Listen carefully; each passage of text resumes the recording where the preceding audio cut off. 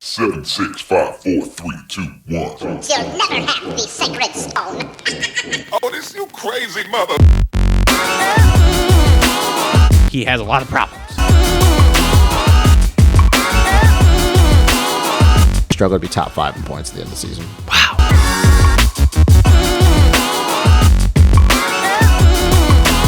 You bleach your hair, you're a sellout.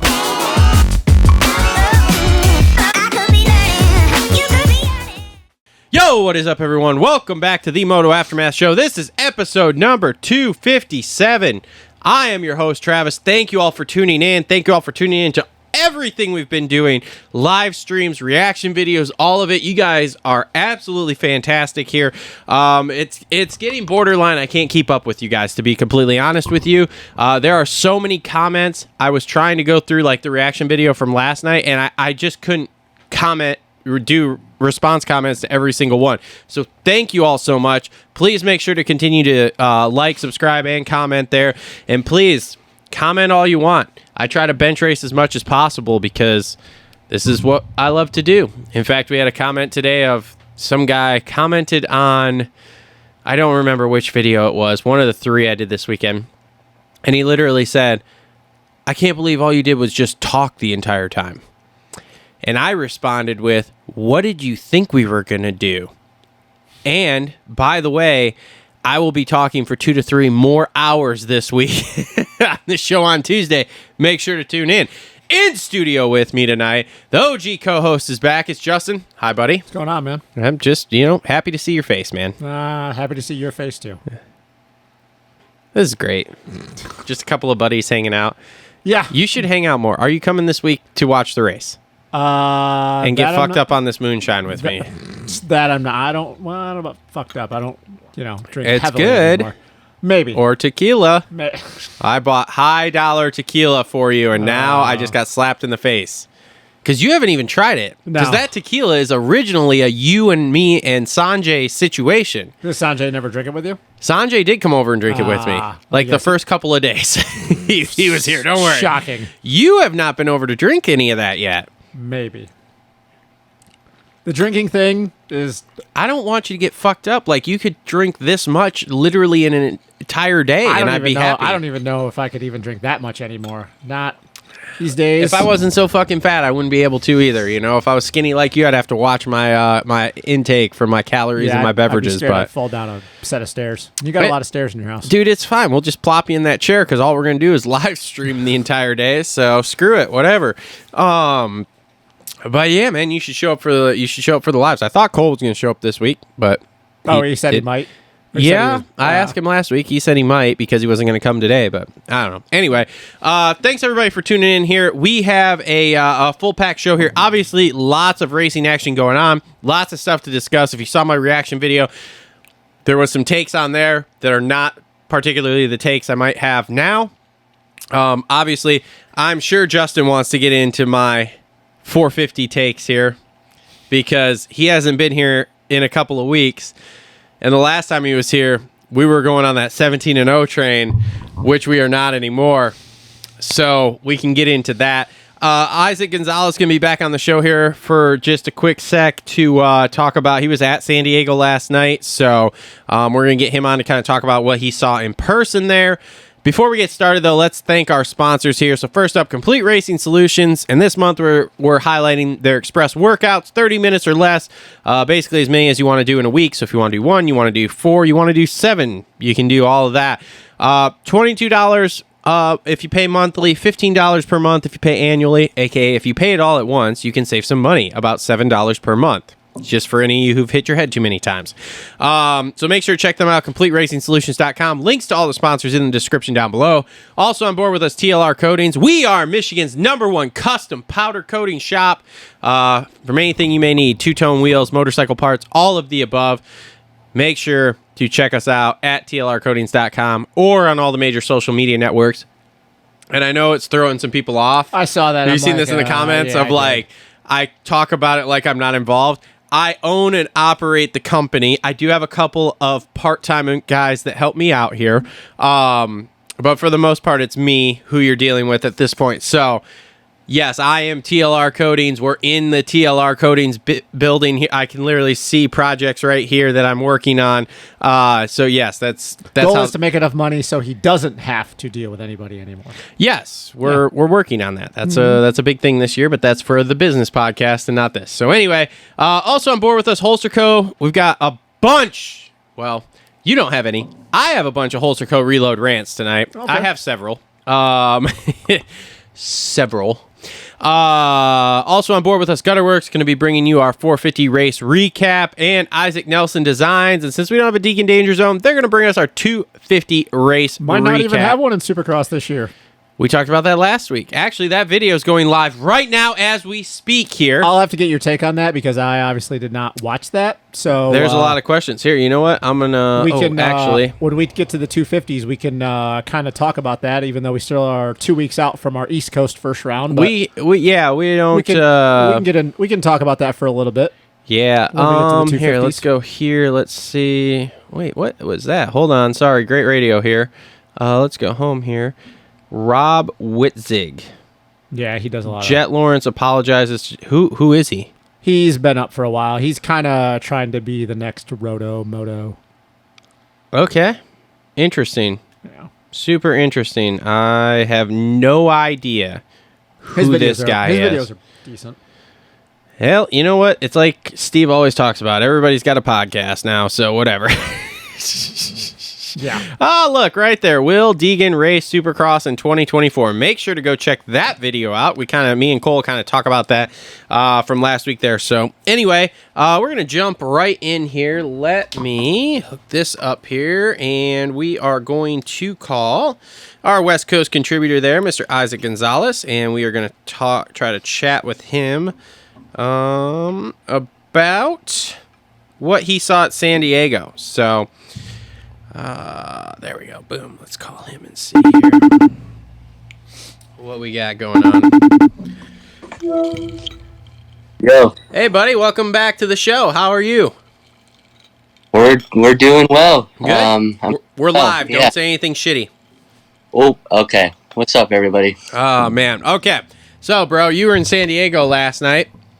Yes. What sorts of yes, What sorts of fun stuff did you think? And are you Team Anderson or Team Lawrence?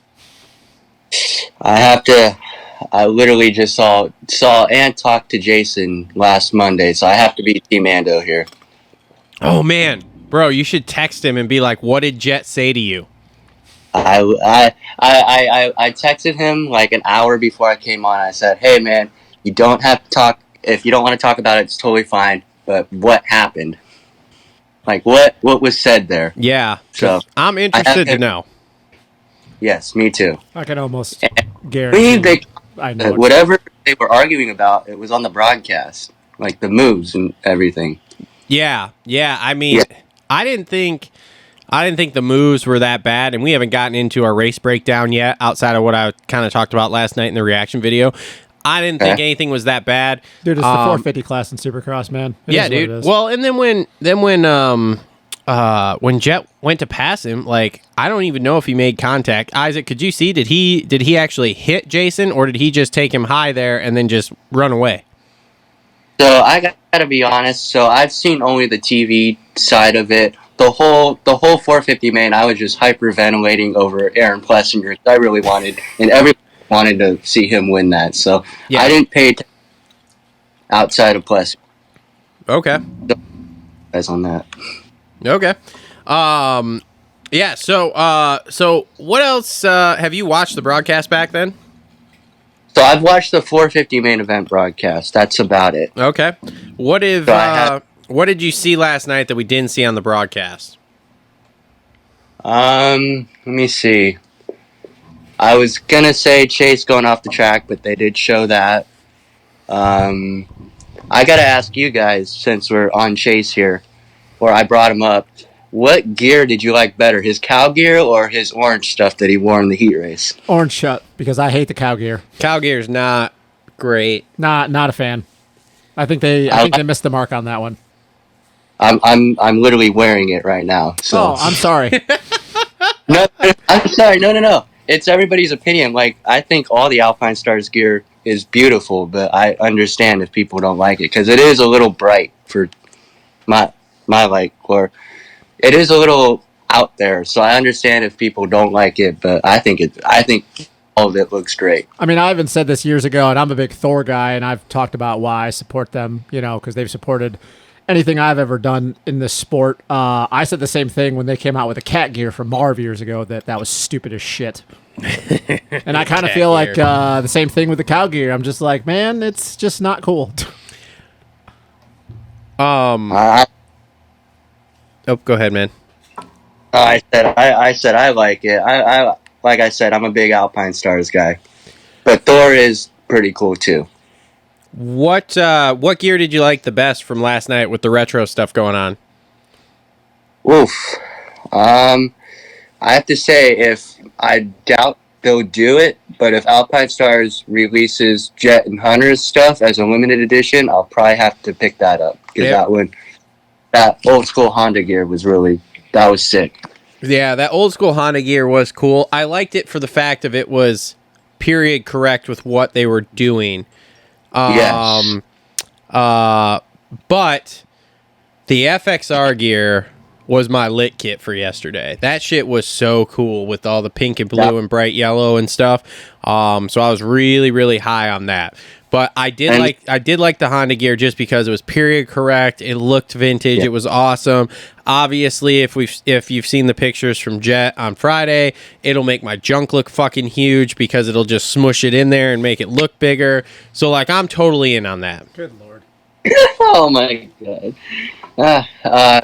No, that FXR gear should have been on the top of the box in the 250 class, but lappers are stupid. Yes, that was an interesting subject all night. Yes, lappers. And do you think Chase held up Cooper on purpose? I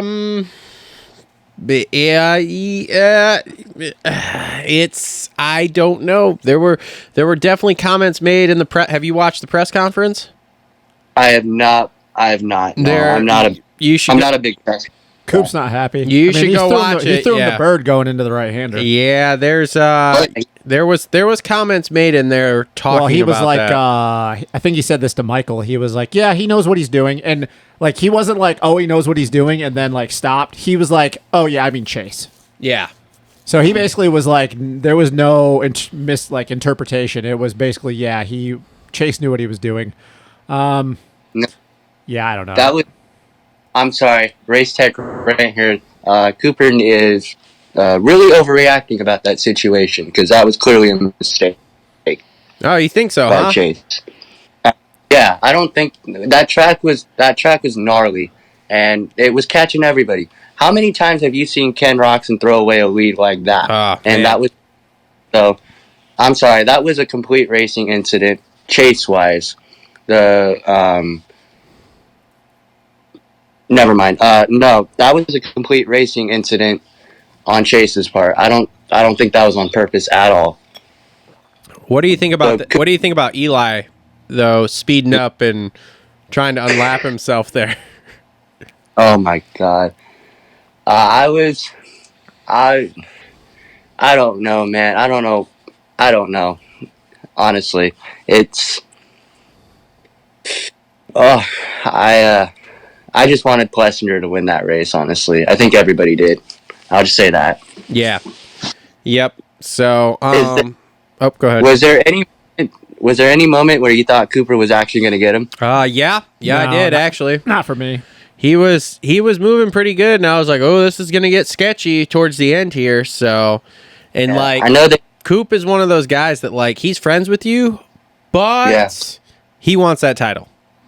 He does, and he's probably going to get that title. I'm calling it right now. That's who you're going with is Cooper Webb, huh? That's my pick. Just knowing how the guy is, because I was watching him quite a bit last night too.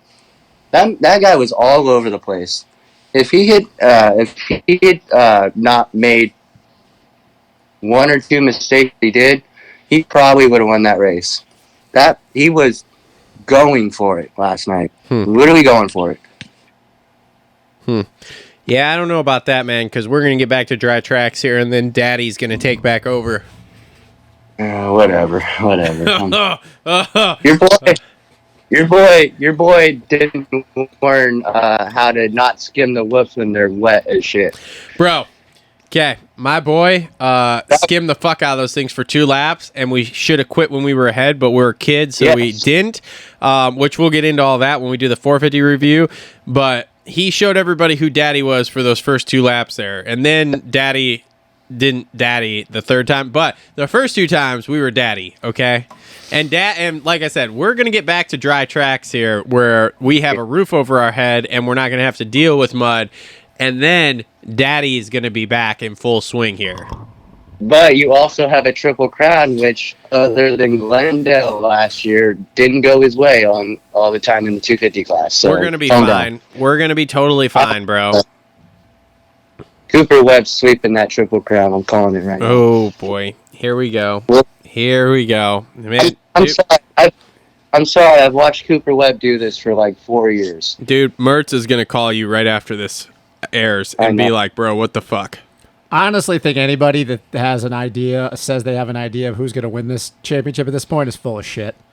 Jet, Chase, Eli, Coop, AP included. None of them, to me at this point, have proven, and I know we've had 2 mud races, but none of them have proved to me that they are separating themselves from anyone. Mud races are not. Like, this is why, once again, I always say that Ricky will always be the GOAT, because dry, greasy, deep mud or otherwise, dude showed up and won races every time, and none of these dudes have done that yet. So I think anybody who says that, I don't care if it's JT, it's Mathis, Weege, none of these dudes right now, I couldn't tell you who's going to win. Like, I would have never thought, and I said this in our group text, who would have thought that AP would have the red plate leaving round 3? I didn't have that on my bingo card. Nope. That was not like there. I said, I don't care if it's Jet Lawrence or not. I don't care if it's AP. I don't care if it's Chase, Eli. None of them. There's no way any of them right now can go, yeah, I'm super confident going into whether it's a Triple Crown, it's Detroit in 2 weeks, it's Glendale in 3 weeks. None of them. They've all made too many fucking mistakes already through 3 rounds. And I can tell you right now that Jet ain't super confident right now. Daddy. No. Daddy, whatever. Say his name. Daddy's Daddy, Jet, whatever. He ain't super confident. I don't know. He grabbed a hold of JA's helmet pretty quickly there. I wouldn't be doing that if I was... Did you see who won that exchange? JA was taking a hold of his... Let's put it this way. I'm not grabbing somebody's helmet if I'm not full of confidence. Yeah, he was... Not only did he grab the helmet, he finger wagged him over. Did you watch that whole video, though? Oh, yeah. I've watched it from multiple angles now. Did you see that what Jay did, grabbed a hold of that fucking helmet and ripped his neck down? Yeah. Jet, after that, Jet was like, oh, my God, no, sir, don't touch me. I didn't say Jet won that exchange. Look, Jet, man, I'm just saying. Hey. Dude, he literally pulled a Kevin Hart. Hey, bitch. Mirror. In the beginning, and I can tell you this, and I'll talk more about it when we do the 450. He realized afterwards he's not dealing with kids anymore. He's dealing with grown men. Look, I was in the comments with somebody here earlier because somebody was like, "Well, J.A. would knock his fucking head off," and I was like, "None of these pussies can fight. None of them can fight their way out of a paper. None of them can fight their way out of a paper bag." But I think Jet quickly realized that he's not dealing with 20-year-old kids anymore. He's dealing with like 30-year-old men.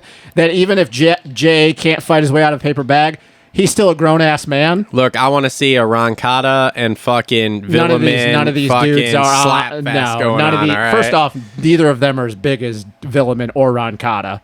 Look, I just want to see these dudes slapping the shit out of each other. Look, so. I'll just say that, that's Jet realized real quick in a hurry that's what he's going to do. That's okay. It's not going to go This his way. is endless hours of content for me to talk about. And the same thing with Hunter. If Hunter gets in with somebody, he's not dealing with Styles Robertson. Did you like how Hunter rolled up? He was looking at it. It was like, yeah, I'm out, dude. No way. He looked at that and he goes, I don't want any of that smoke. You're on your own, Jay. Yeah, he's like, I don't want any of that smoke. All right, man. Anything else you saw there last night that we might not have seen on TV? Either class, qualifying, anything? When did you get there? Did you get there Did you get there for first qualifying, or did you get there right as they canceled second qualifying? I found out about the second qualifying being canceled literally at a pizza restaurant in San Diego, like 5 minutes up the street. So I got there, I want to say 3:30ish, something like that. Mm-hmm. So I just walked the pits and enjoyed some crazy racing. For sure. Sweet. Sweet. And then Did you talk to anybody? Did you ask anybody, like, whose chick they're banging or something? let me see. I ran into Casey Cochran and said what's up. My buddy Max Sanford, which holy shit, that LCQ whole shot he pulled, that was impressive. Yeah. That was impressive. Who else? So I went to a funny story. I went to here in Temecula. They had a little KTM Husqvarna dealership sighting, and I went to that, and I got to say, Chase recognized exactly who I was. RJ Hampshire knew who I was, and then right at the end, I saw Aaron Plessinger grab the poster, and I said, "Hey man, can I have your cowboy hat?" And of course, I didn't get a cowboy hat, but I don't know. It's just a funny story. So Surprised RJ remembers his own name. what Yeah. the hell? Hey, what's going on with Joe Shimoda right now? Because is there anything going on? Because he's not going to win this title. No, man, he just doesn't know how to ride fucking mud. You know, he's doing Joe Shimoda shit. Like, this is what he does. And then now he's out of it, so he'll probably win the Triple Crown, to be honest with you. And then he'll probably come back and win, like, damn near every single race after this.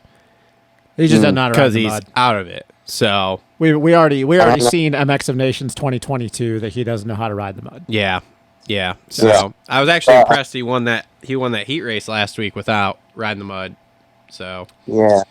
But Garrett Marchbanks got absolutely robbed last night. I'll stamp that. He was the fastest guy pretty much all night.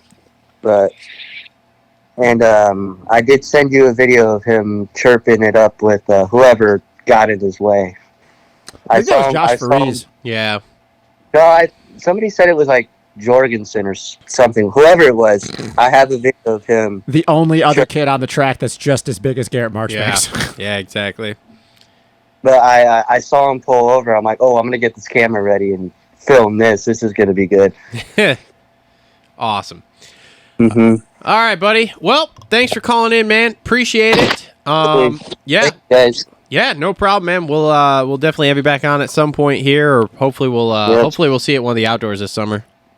yep, hopefully. So, Paula? yeah, you're funny. We ain't going to California, You're man. funny. I don't know if you watched the live qualifying show I did yesterday. I went on a 5-minute rant about how I would not go back to fucking California at this point. Oh, my God. 'Cause Isn't it supposed to be like the sunniest place in the world, yet it's been raining for 2 straight weeks Yeah. here? No, Colorado's pretty much taken that over. Yeah. So anyway, yeah, man. All right. Thanks, buddy. Thanks, man. We'll talk to you later, bud. Bye-bye. All See right, ya. bye.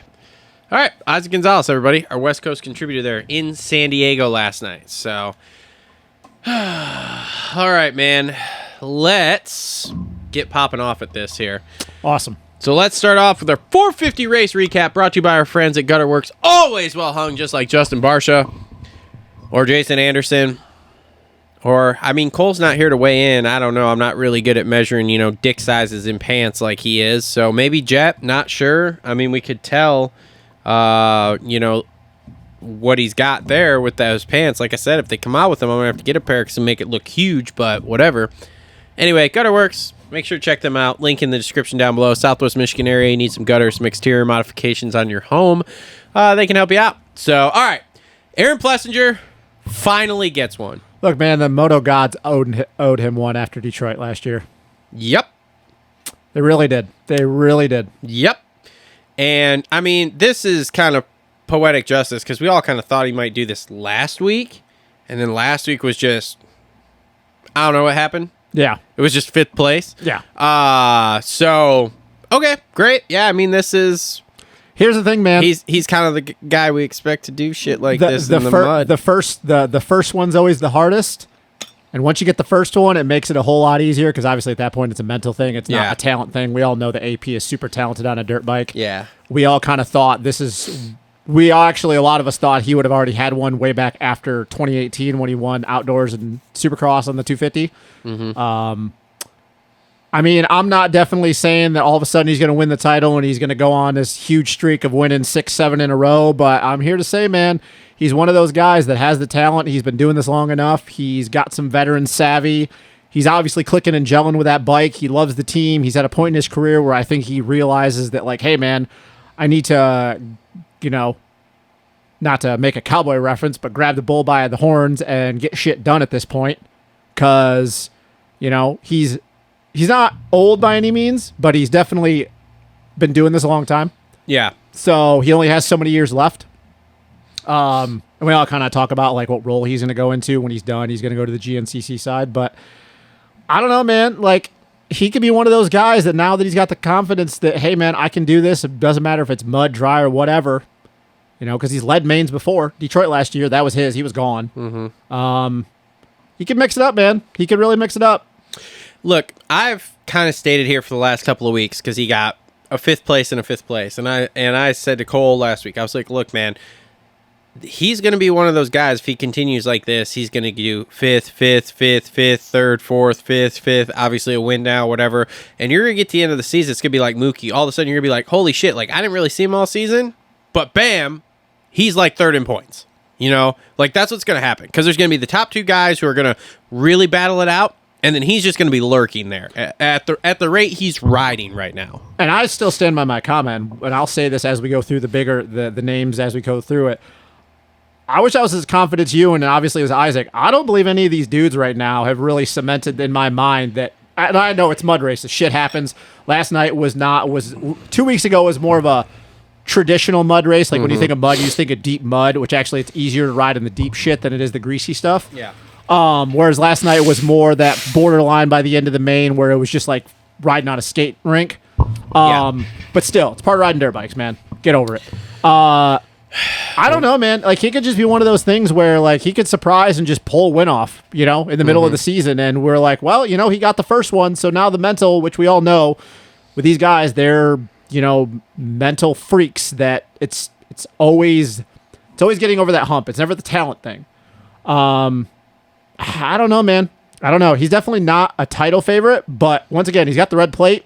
I think he's going to lurk. Like I said, I think he's going to lurk, and you're going to get done with the season, and it's going to be much like a Mookie. Like, he's 3rd place. And it's just going to be like, how'd that happen? Then you go through, and you're like, oh, well, 5, 5, 5, 4, 5, 5, 4, 4, 5, 5, 3, 1, 3, 1, 3, 5, 5. Like, it's going to be like, what the fuck? And the crazy thing is that he's better outdoors than he is in Supercross. Yeah. So if he keeps this rolling all the way into outdoors, like, now you're looking at a guy that is not going to be battling for the championship, but now once again, you're looking at a dude that's like, okay, well, maybe he could get second, 2nd, 3rd in the points or whatever, but I'll be honest. Do I see him winning another one? No, I don't. I mean, I didn't see him winning this one. Everybody talks about him in the mud, but last week didn't go well. Somebody pointed this out. He has like 2 mud race wins in his entire career, and they were both on 250s. So everybody thinks of him because he's a GNCC guy and he's from Ohio, and he states how much he loves riding the mud, but he doesn't really win in the mud. It's kind of the same thing with Barsha up until last year in East Rutherford. Like, they like riding in the mud, but it's not like they dominate every time there's a mud race. There's a lot of races where Barsha just didn't show up at mud races. So you could say that, and I couldn't argue with you with facts, but I didn't see him winning last night either. Like, everybody keeps talking about this, and I was like, yeah, okay. So, I don't know. I mean, is the likelihood of him winning another one? No, probably not, but low. He's got the first one out of the way, man. Got the first one out of the way. He does. And he's got it. And he's got a nice little cushion already going into next weekend as far as points over 3rd place and beyond. Yeah. Chase is only 1 point down, but so. Yeah. All right. So 2nd place, Cooper Webb there. Only guy with 2 podiums through the 3 rounds, and rode really well last night. Well, Chase has got 2 podiums. A1, remember? Coop went down. Oh yeah, I guess so. 3-1. Anyway, sorry, my facts are off there. Anyway, but 2 podiums here, in a row, and man, I don't know. What do you think of the Sexton thing? Do you think he did it on purpose? Can I say that it's half and half? If that makes any sense? I don't think he blatantly was like, oh my God, He sped up. He did, but I also think that with the craziness and Chase just trying to move forward and not hit the ground, it's not like that was front of brain for him. That I'm gonna hold up Coop So my teammate AP can get a dub. Yeah, I mean, I'll go with you if I think it was 50-50 because even in the press conference, Webb made the comment too of like, I was racing my teammate while we were lapping him and I didn't understand it type thing. So I think there was a lot between those two. Now, here's what I'm going to say. Let me just... Anybody who talked shit last week on Jet getting lapped, go fuck yourselves. All of you can go fuck yourselves 8 times and twice on Sunday, all right? Because guess what now? Eli Tomac and Chase Sexton have also been fucking lapped. Can I ask you the question, though? And the whole lapping thing, it is what it is, dude. It's a mud race. Do you believe, though, had Chase and Eli not went down on the first lap, and Eli went down on the... No, it was first lap, both of them. Do you think they would have been in that position, though, where they both got lapped? I mean... Okay, so here's you here's the thing. You don't know. Without getting too upset or trying to sound like too much of a Jet homer, if Jet doesn't blow that first turn last week trying to get the whole shot in the heat race, is Jet's whole weekend different? No. Dude, he made way too many mistakes to believe that he was going to win last cool. So if he doesn't go down last week, like three times, then does he do better than 9th last week? I mean, probably. I mean, we can play if, ands, what's, or buts all day long, okay? Here's the point. Last week, those two got a start. They rode a clean race, and they fucking dominated, and Jet had a shit day and fucking got lapped. Yeah. Now, we're complete opposite. Jet gets a start. Jet has a decent day. Those two have a shit start. Go down. They get fucking lapped. Yeah. Okay, great. Cool. So for all of you, now here's the thing. I understand, and we have T-shirts coming for all of you who don't like Jetson. We have a T-shirt idea. I haven't even told you about this yet. In fact, we have a Jetson and a Deegan T-shirt coming for all of us here because this is going to be great. I'm excited. But, dude, I mean, I don't know. We're way off track on Webb here. Webb is definitely here to play for the title. But, as Brayton said all day long in race day, Brayton had the same thing with race day live as Ricky had last week with the wheelbarrow thing, which was, I mean, it's a mutter. We don't, we're going to be 3 races in. We don't really know because we had a weird, the first round's always weird. Second round was a complete mud fest. Last night was slightly better, but still, and yeah, now we got a triple crown, which is the point I made on the reaction show last night. Like, we're going to go into round 5 at Detroit, have no idea what the West Coast guys are like because obviously they've had to do this, but now they're going to be off. We have three different winners in 3 different rounds. Yeah, and in the 450 class, we also aren't going to have a fucking clue. I'll be honest with you. I don't think we're going to have a clue until we come back from our 2-week break and go to round 7 in Arlington. Probably, yes. Because Detroit, who knows, depending on what the weather's going to be like, because it could be fucking hard-packed and, how it's been the last couple of years, or it could be like Indy last year where it hits bottom and it's just survival mode because the track broke down so much. And then we go into Glendale, which is the first time we've been there, I think, in a long time where it's not been a Triple Crown. Yeah. And who knows, because that track always seems to be crazy because of obviously the way the dirt, same thing as Detroit, the way the dirt breaks down. Yep. I don't really believe in either class. Well, obviously by then we'll be full East Coast. I don't think we're going to really know who's doing what until we go to round 7 in Arlington. And these guys get like an actual break. Yeah. Which why I stand by the point of I don't think any of these dudes, at least in the 450 class, can go, yeah, I'm super confident that I know actually where I stand right now. Mm-hmm. So... yeah, I don't know. As far as Coop goes, I stand by my comment that I made after A1. He's the one guy that I look at that if you go to round 10 or 11 and he's within touching distance of the points, you're like, shit. Yeah. But as far as him at this point, we don't know. We don't really know. I mean, is it more likely that the first round up until he hit the deck on the hip jump is where he's at? Yeah, for sure. But you don't know. Maybe, but again here, and this is what everybody's been talking about all week, Eli and them said they made major work on the bike between A1 and San Francisco. And let's be real, we know that Eli, as far as West Coast races go, he does not care about the beginning of the series. But obviously that didn't work out because we've had 2 mud races now. Yeah. Chase, same thing. They've made apparently strides on the bike since the first round. But again, we haven't seen those strides, so they can feel good at the test track, which is what they felt coming in, and it didn't go well. So, I don't know, man. This is interesting for us, but it's also at the same time, I'm like, oh my God. Because then also, can we just have a few regular rounds here? You look at A1 and you look how good Anderson rode, and then you look at the last 2 weeks. Now, obviously, last night was better than 2 weeks ago. Yeah. But I mean, dude, he struggled really bad at round 2. And then last night, obviously, he was good. Yeah. And then he gets second at the first round. So, I don't know. Yeah, I'm not sure, man. So Barsha bounces back, gets the podium on third there. He could be dangerous late season because he was last year. He's coming in not prepared. And he also is dealing with injuries. A virus, apparently. Yeah, and whatever's going on there. And it looks like death last week. Yeah, so he could be really dangerous when you get to the end of the season because he openly stated in the press conference last night he's kind of riding back into shape here. Well, I mean, dude, look at how he ended last year up until he hit the ground. Like, he was solid. He's pretty much top 5 for how many rounds in a row to end the season before he got hurt? Yeah, so he could be sneaky good late in the year here, which kind of is interesting because I feel like that could be a monkey wrench in a lot of title chase things.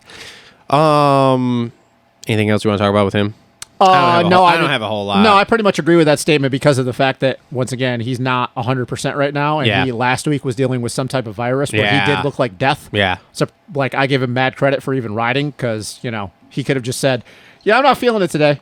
So you don't know. And you know, if you go off of the way last year ended before he got hurt, there's no reason not to believe that he can't replicate that when he gets to be 100%. Yeah. All right, so Jet is 4th. He rode really well last night, I felt, because he did not get a great start. No, he didn't get a great start. Any one of them. He didn't get a great start in the heat. He didn't get a great start in the main. No. Now, let me say this here. In that 450 heat there, so he skims the whoops. And I have here in big capital letters, that was fucking crazy.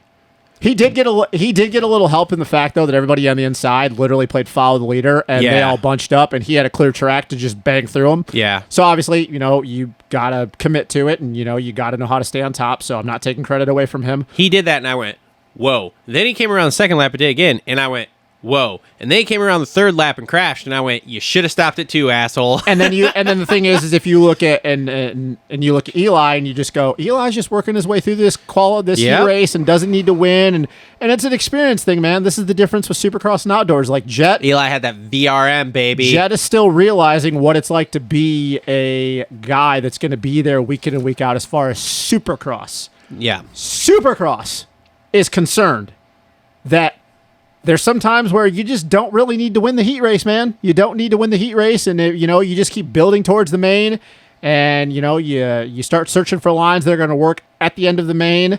And yeah, I mean, that heat race was just that was, I'm not going to say rookie because he's not a rookie. He's a rookie in 450 Supercross, but he's not a rookie as 450 is concerned. Yeah.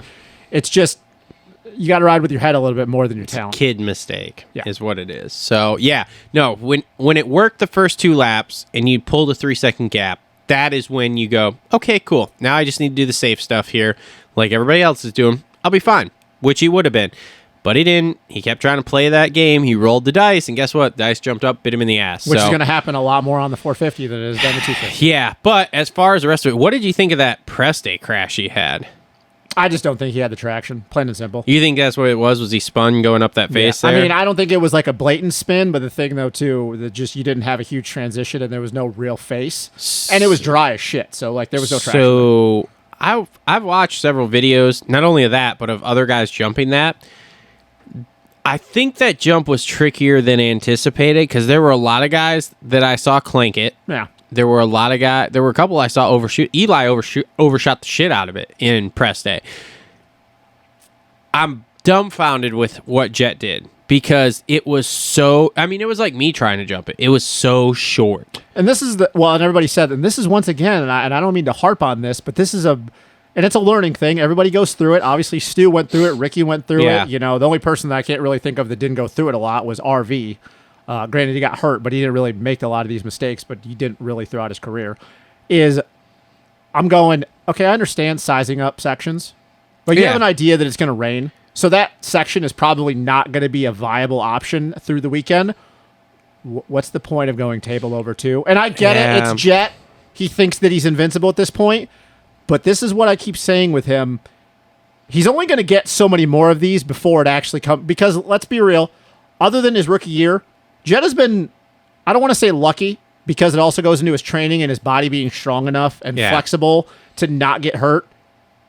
He's only going to have so many more of these before he actually gets bit. Yeah. And I just don't want to see the kid get bit on doing something that was just unnecessary. Yeah, I mean, It's like If I it's like wouldn't the have seen 5 out at A1 going into the Yeah. rhythm section. Like, why, dude? I get why you're doing that, but he had to look at that and go, yeah, this is probably not a line that's going to, like, I'm going to do it every lap. And let's be real, it probably was never actually going to be doable in the race anyway. Yeah, I mean, so here's my thing. If I wouldn't have seen so many other people do it, I'd probably be a lot more on board with you with, like, dude, like, what the fuck are you doing? You know, like, why do this? But how many times did they actually do it consistently, though? So I don't know. I can, obviously I'm not there. I can only see the videos that people post, but I do know that there was a substantial amount of other dudes that were also doing that. Yeah. So like, it's not like it was wild and crazy. It's not like the 5, like he was the only one that I think did the 5. Maybe there was 1 or 2 other guys that even tried it, but he was the only one that even tried that or sized it. But yeah, you just got to be smarter than that. And again, what the fuck happened? Because you weren't, you didn't clank it. You nosed into the fucking like up ramp of that fourth jump there. So I don't know. I keep looking at some of this stuff, and he's only got so many more of these before he's not going to be able to just get away with it. Yeah. And it would be a real bummer for him to get hurt on doing something that was totally unnecessary. Yeah. But back to the race with him too. I thought this was a good bounce back ride after last week. He was moving forward. He was on it. He was moving forward, and he wasn't moving forward. Because if you look at his lap times, as far as the top 3 goes, he wasn't making up time on them.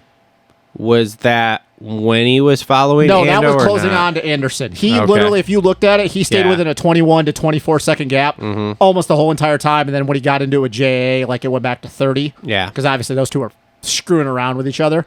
But yeah, because I was looking at that because I was like, yeah, he's not. The farthest he's going to go is 4th. But I was curious. I'm like, well, now he's got a little bit of a clear track. He's coming up on Ando. Like, where's he going to go? And then I was like, oh, can he drop a little bit? Because that'd be a good indicator. Oh, if he'd have got a start, maybe he'd have been up there, whatever. Yeah. And I'm looking and I'm going, yeah, he's not making up any time on those dudes. Now, I don't know as far as the lap, like what his fastest lap was as opposed to them. I'm just looking consistently. And I think the most he ever got it down to at one point was 20. But then the next lap, it went up to 22.5. So he was not making up time on the leaders. Yeah. But he was making up time, so you're right. He obviously moved forward. He moved up forward a lot. But he wasn't making up time on the top 3. What are your thoughts on the Jason Anderson? Not the post race stuff. Have you watched anything as far as like during the race here? No, man. It was, dude. This is welcome to the 450 class, man. Yeah. Like Jet's gonna realize this isn't outdoors where you can just blow by dudes. Like you have to be more crafty.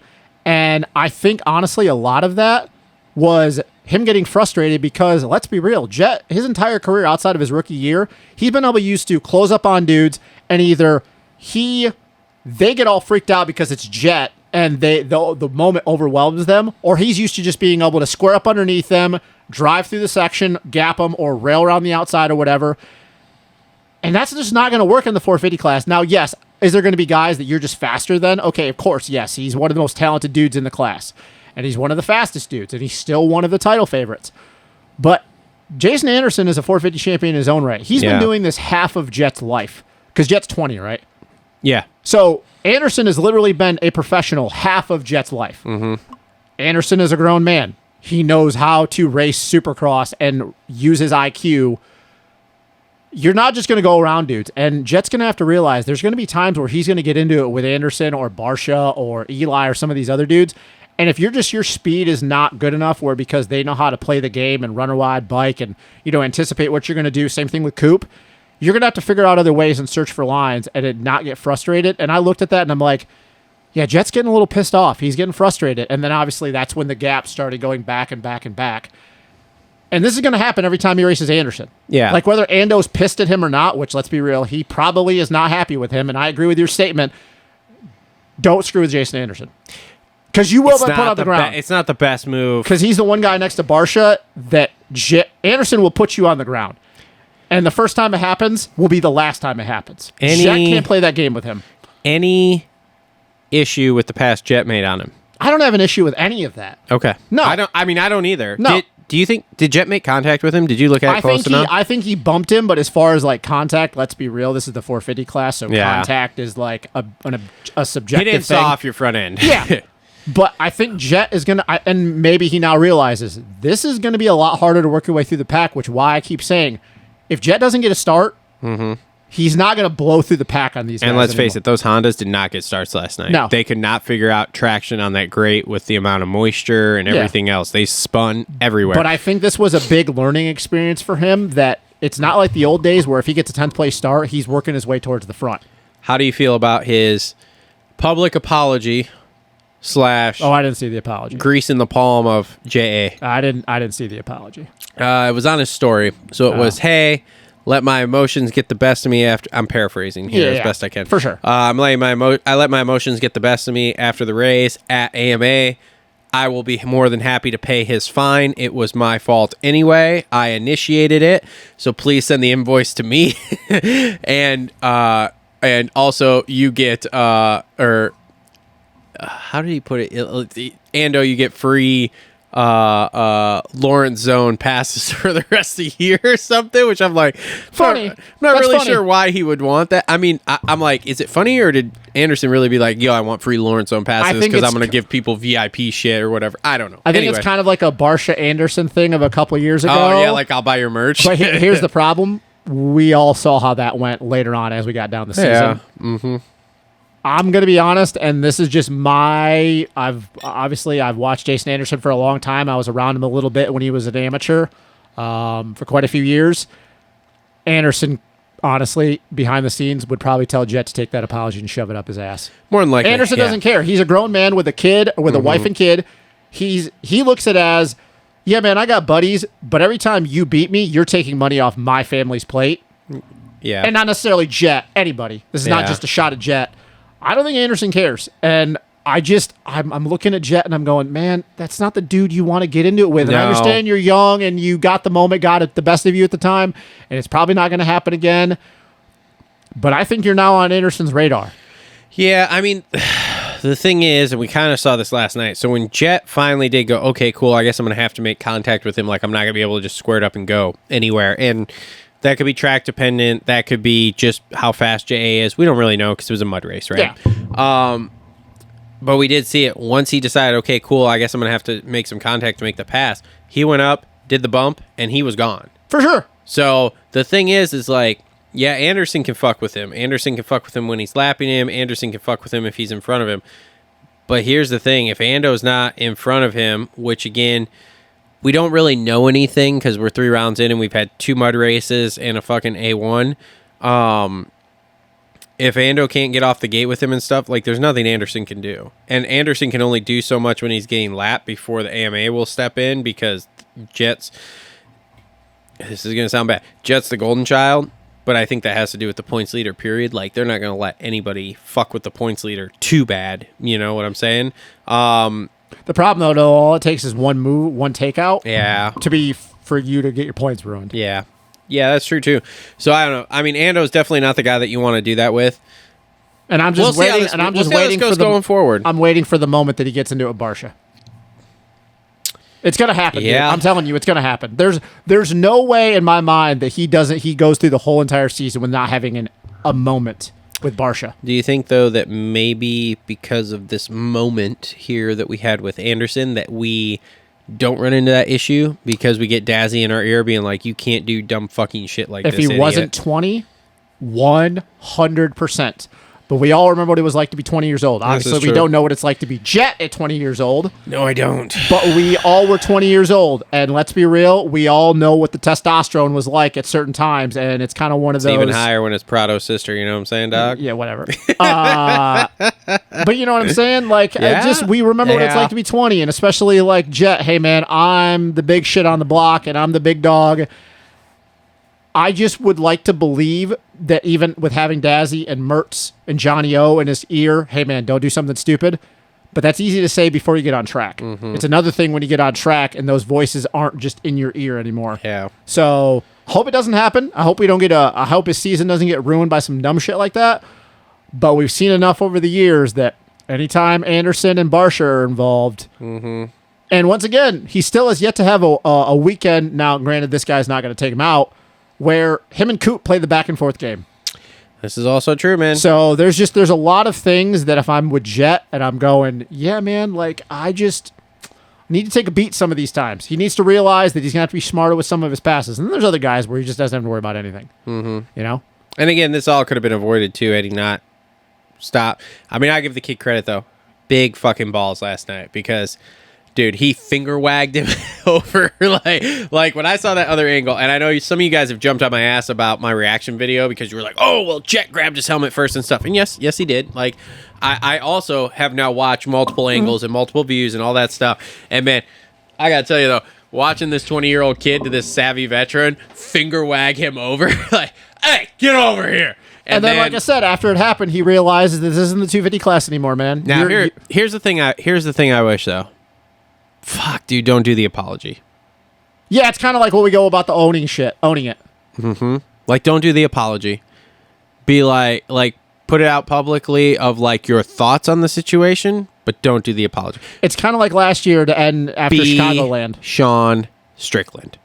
We're not going to get into fighting. We are. I have it in my notes. We're going to talk about this. It's just. But just fucking own it. Just be like, dude, Ando was, because a lot of people are saying in the comments, and again, this is where I ask if you really paid too close attention to it, that he was brake checking him and cross jumping him. And again, I haven't gone back and watched it a second time here. I've been busy today, so I don't really know per se.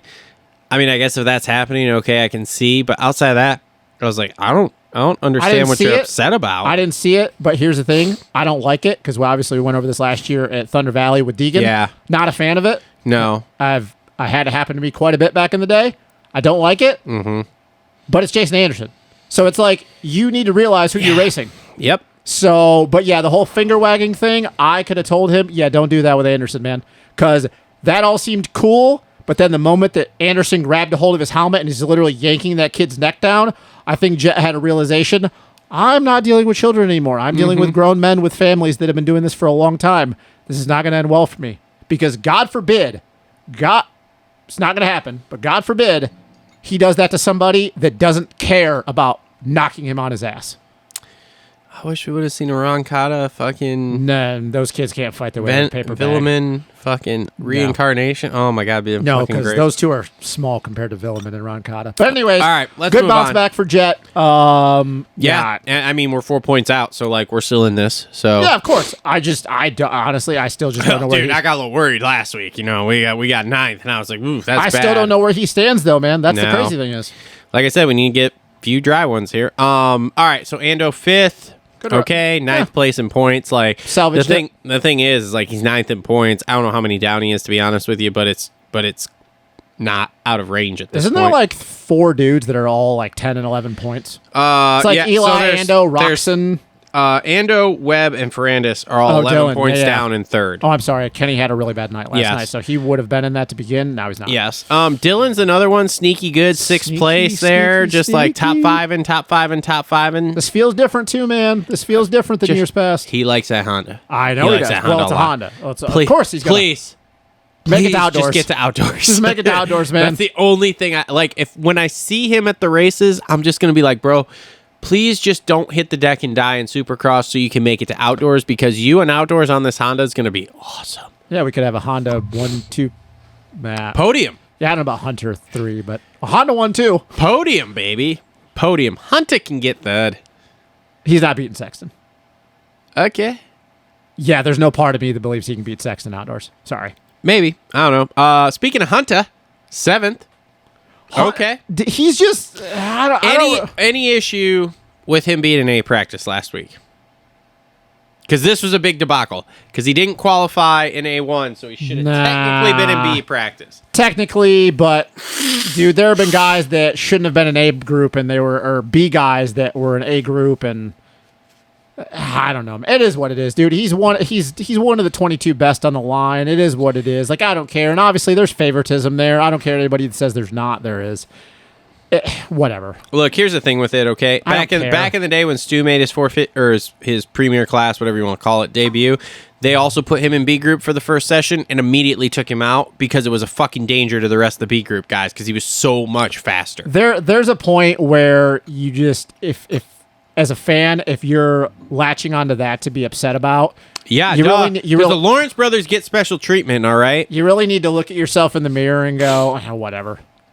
Look, if y'all don't want the Lawrence brothers to have special treatment, then somebody's got to beat them.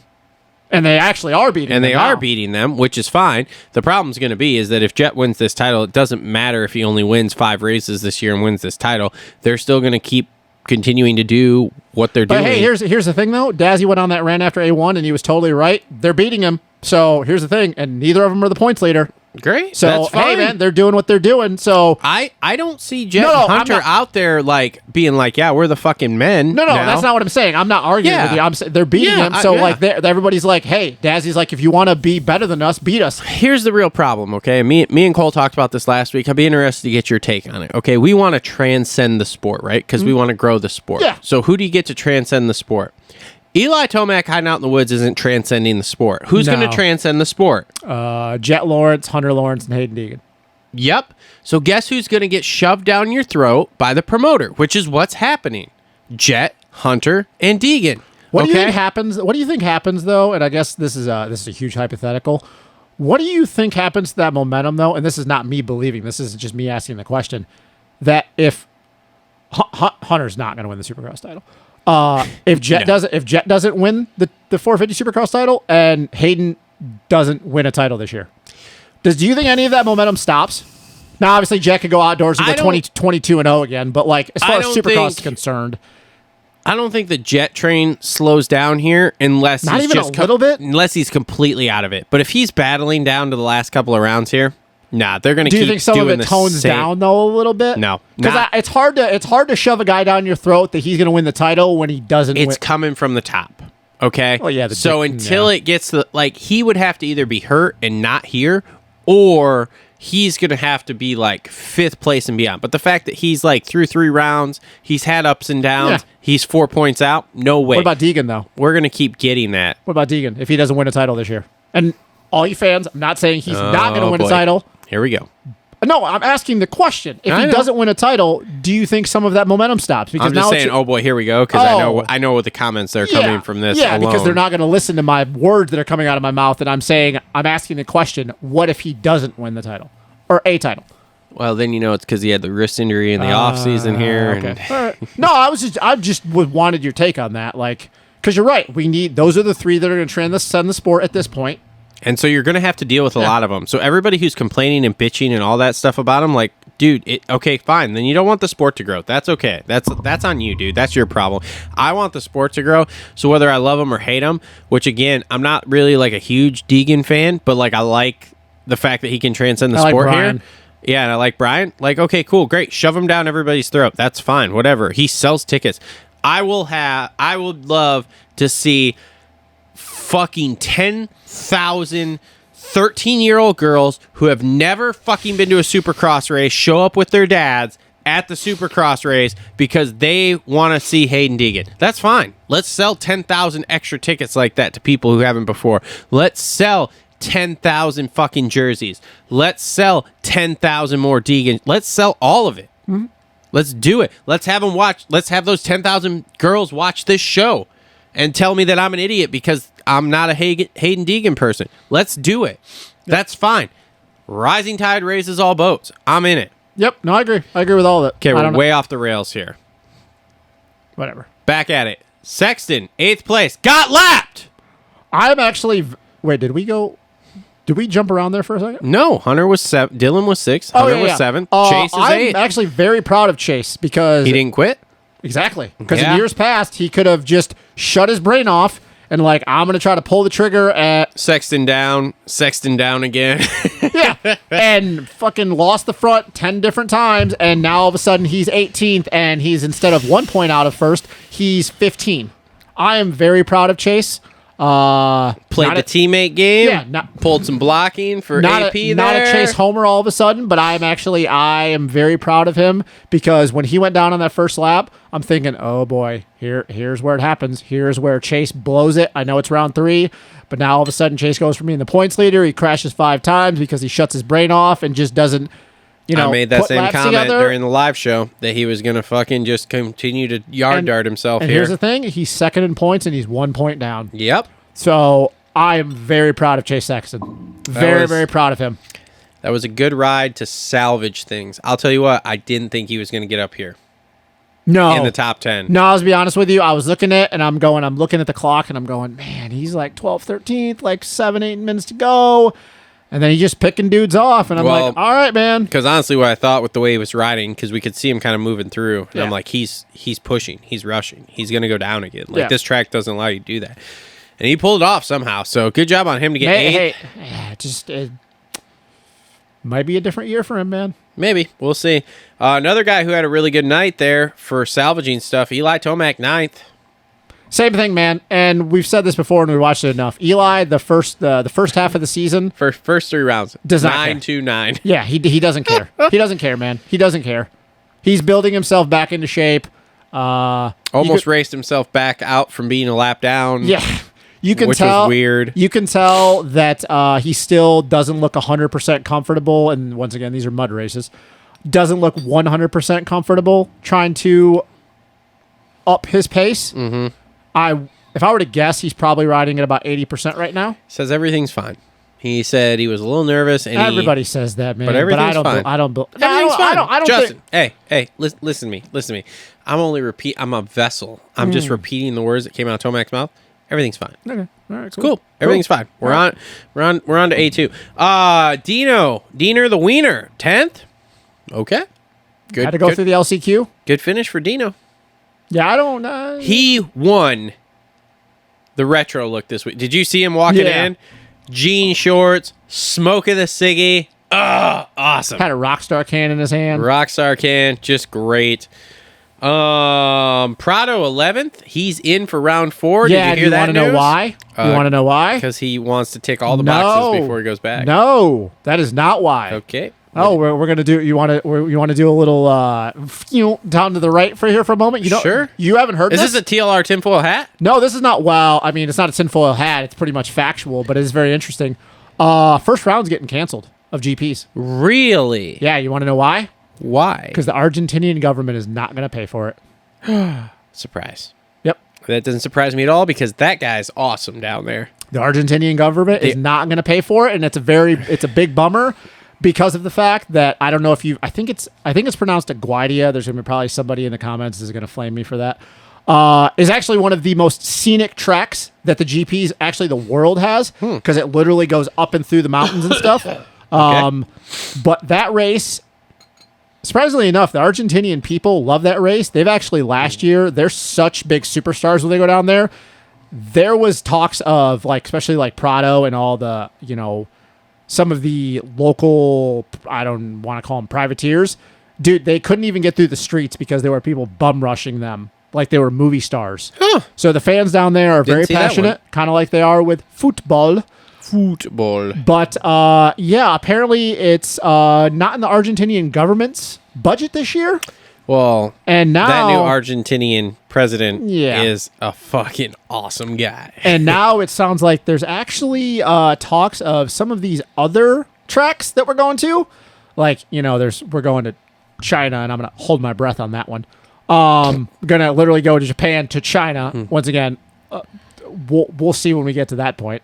Hold my breath. I'd probably die. Yeah, some of these governments are going to stop paying for these because it's not in their budgets anymore. Like these smaller countries. Thanks a lot, Joe Biden. Yeah, so that's why Prado's in, because he made the statement. I think this came out Monday or Tuesday, and he got word that if it was going to get canceled, that he was not going to go. But here's the thing: lucky for him, the first round now is in Lugo, Spain, in his hometown. So the Sick. first round is now going to be in his home country. Not that far. I'm pretty sure from where he grew up. I might be wrong on that, but a lot of people everything I've seen, it's not that far from where he grew up. So now he's going to go race Supercross, and then he's going to go get ready, and the first GP is going to be literally right in his backyard. God, any chance I'm going to get to see him at Detroit? Unfortunately, no. He's got to go. He's got to go back at some point. But he's riding. It's fine. But no, it's because the first GP is getting canceled. Interesting. Yeah, very, very interesting, right? Breaking news: Prado in for round 4. Yeah. So, I don't know. I mean, hey, man, he's ticking the boxes. He's putting in laps. He's not lawn darted himself into the ground yet. He's just kind of there. testing. He's testing. He's testing. Well, I mean, he's testing for next year and because it's he's going coming to over. be dangerous next year. He's going to be. I think it's still going to take him a little bit as far as getting Supercross dialed in, but 2025 outdoors next season over here. He's going to be a late season Supercross guy next year, and then outdoors. Oh, dude, I am luck. looking forward to the Prado Jet Lawrence. Actually, I don't know. Do you think it's going to be as good outdoors because he can't run the GP bike? I think it'll be fine. I'm gonna hold my opinion on that. Prado is kind of like Jet. He's too talented not to make the bike work.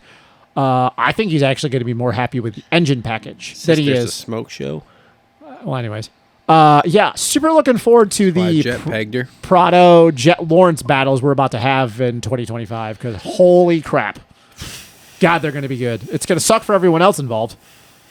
I think it's going to be really good, but he might be in trouble because I don't think so, man. I think he pissed off Jet when he made those comments on Gypsy Tales about how he was overrated. Here's the And problem. that You're if they talking were about a over guy here- that gets just as good a starts I as know, you do, though. I know. We'll see. We'll see. I mean, yeah. I mean, of It's- course, Jet could go out and just beat him. I'll tell you what. I'm here for it. Oh, dude. I'm here for it, too. I'm here for it. And then As I'm big of looking a forward home- when Hurlings comes over. You mean 26 when he comes over and rides that Star bike? Not on a star bike, but yeah, 26. He's coming on a Star bike, dude. Oh, man. I've been arguing with people in the comments just like you all day long. He would never leave KTM. Have you listened to Jace's podcast? He's not happy It's with a very KTM. weird thing to think about that in 2026 in the 450 class, there's a real possibility that it's going to be And outdoors. outdoors, but yeah. Jet Lawrence, Jorge Prado, Jeffrey Hurlings, and possibly Tom Vial. Mm-hmm. And then you have Hunter Lawrence. Yeah, that's weird. It's going to be awesome. That could be like the top 5 in the 450 class and not a damn American to be seen. I'm so pumped. I'm so excited. Every American is going to go to the race and go, I want Ricky Carmichael You want to back. know what else I'm excited about? Camping at Redbud this year. Oh, yeah, man, it's going to be a good time. Dude, it's so good. It's going to be a good time. So good. I'm so excited. I'm actually kind of, wow, we're getting way off track, but this is We what are, we do it's on this fine, show. whatever, I fuck it. am actually more excited for the National this year than I have in a long time because it's like, dude, we can just chill out the whole time. We don't have to worry about rushing, getting up at like 5 in the morning. Bro, can we go, since this is, okay, here we go. Okay. Here we go. Since this is my 10-year anniversary going to Redbud here. Yeah, this is my 30-something. Can we do a full-blown retro get-up for Amateur Day? Like, you wear, like, the clear Oakley glasses. We get you a fanny to take me to the line. Like, Wait, are you racing? probably. Ah, okay. Unless I get hurt. Which we're hoping doesn't happen. Can I just get some really bright pink shorts? Yes! Because Bright pink? now Dude. I have like no problem wearing that kind of stuff. I might just get some really bright pink shorts. Dude, can we get you a fanny and the clear fucking Oakleys? And Yeah, sure. and you can take me to the line, I'll wear- and like I'll get all retro kitted out and I'm like not wearing like cowboy boots or any of that shit. I didn't though. want that. No, I'm doing nobody it. wants to see that. I'm doing it. But yeah, I will like, wear to the take, take me to the line there for D class. Like I that'll will be do it. sick. I will wear it. I This will do be. that. This is gonna be awesome. I will definitely wear it because honestly, I the don't. content's coming, people. Because this is for anyone who doesn't know here. And sorry, we are a little bit off track here. This is going to be my 10th year going to Redbud. I started in 2014 was my first national, and I've gone every year since then. Including both the COVID races in the fall there. And so me and Justin were great, by the way. decided, since it's been several years since we've camped and it's been 10 years since I've started going, we're going to rent a big RV, whether it's Class C, Class A, whatever, tow the trailer down there. I'm going to race as much as I can over the weekend. We're going to hang out all weekend. Man, maybe we'll take the old Starlink, do some fucking live streaming from down there. Dude, I'm looking forward to it, man. I'm Yeah, looking so we're forward to excited it. because we haven't camped. We've been driving back and forth to Redbud, so this is gonna be cool. I'm looking forward to that. All right, let's get All back to right, the racing. back to it. Okay, so Prado 11th. Kenny had, dude, I thought Kenny was gonna win. He gets 12th last night. I called it in the qualifying show. I called it at the beginning of the 450 main and the live show I was doing there. I thought Kenny had this, dude. This was Kenny's race to lose, and He was really wishing we he had that lost starter. it. He was really wishing he had that starter when he went down. They're working on it. They're working on it. I know. So, but No, man, Kenny it's been a while since we've seen him toss one away with the lead. Kenny doing Kenny things, man. I've said this for the last 2 years. Kenny, at this point, anything he does doesn't really surprise me anymore because we've seen, if you really think about it, we've almost seen every version of Kenny at this point in his career. The guy that's struggled with confidence, struggled to stay healthy. The guy that rips a start, gaps, makes you run him down. You can't run him down. Rips a start, fades, has enough left in the tank to give you a little bit of trouble. He's still going to win one this year, right? If I remember correctly, I didn't call him for a win. I think I have to retract that statement, and I think he probably is going to win one. Man, I can't believe I'm going to go with this because obviously as good as Jet is there, and Eli is even better than Jet there. Dude, he might win Daytona. Ooh, you think so? I said might. Because somebody was talking about this on something I was listening to where I they think were Jet like, and Eli are they going were to like, have a ridiculous battle because both of them are so good at Daytona. they literally said that like this was the first year in however many years going into Daytona that they were like, Eli's going to have to try to win because of Jet. Because they're like, dude, Jet's going to be so... I mean, you look at how good he was at those SMX rounds. I really hope Eli is 100 by the time we get to Daytona because the battle that is going to ensue between those two, if Eli... Oh, yeah. Oh, my God. Oh, yeah. Maybe... I guess I'm just saying that because if Kenny has got... Like, if he keeps getting on the box and he keeps leading races and winning heat races and being the top board of practice, he's going to have that confidence. And it's not like he's dookie at Daytona. Like, he's led laps there and he's battled for wins. I just think it's like, look, man, that is the one race that I feel he's going to have the closest because of the fact that he can rip a start. And even though obviously lap times are 1 minute and 15, that is one of those by the time you get into the 450, man. If you got a 15-plus second gap, it's very hard for you to be willing to really push the pace unless you're just 4 seconds a lap faster. Yeah. So, I don't know. I agree, though. I retract my statement. I think he is going to get one. So, Yeah. I hope. Yeah, just rough. Like I said, I called him to win last night. I thought that was his deal to win there. And when he got that start, because he was like second in the first corner, but he immediately got to the lead, and I was like, oh, okay. And then when he didn't really take off, I went, oh, that's not good. And then he goes down, and it just spiraled from there. AC 13th, he had a rough night. Ride the LCQ. I think I'm finally at the point that now, every time I watch AC ride, I'm glad that he's still out there. Yep. Because I think he's finally, and I've heard some, and everybody talks about this, but I've heard some things about some of the interviews he gives behind the scenes that they're not the most upbeat when it talks about his injury, as opposed to what you hear on the broadcast. I don't think he's very pumped. But I think he has also now finally realized, and I think actually it was last year was the first year he really realized, this is just who he is at this point. Yeah. I think for a long time it took him, and he still believed that he could win titles. And I think now he's finally realized that he's at the point of his career that's never going to be him ever again. No.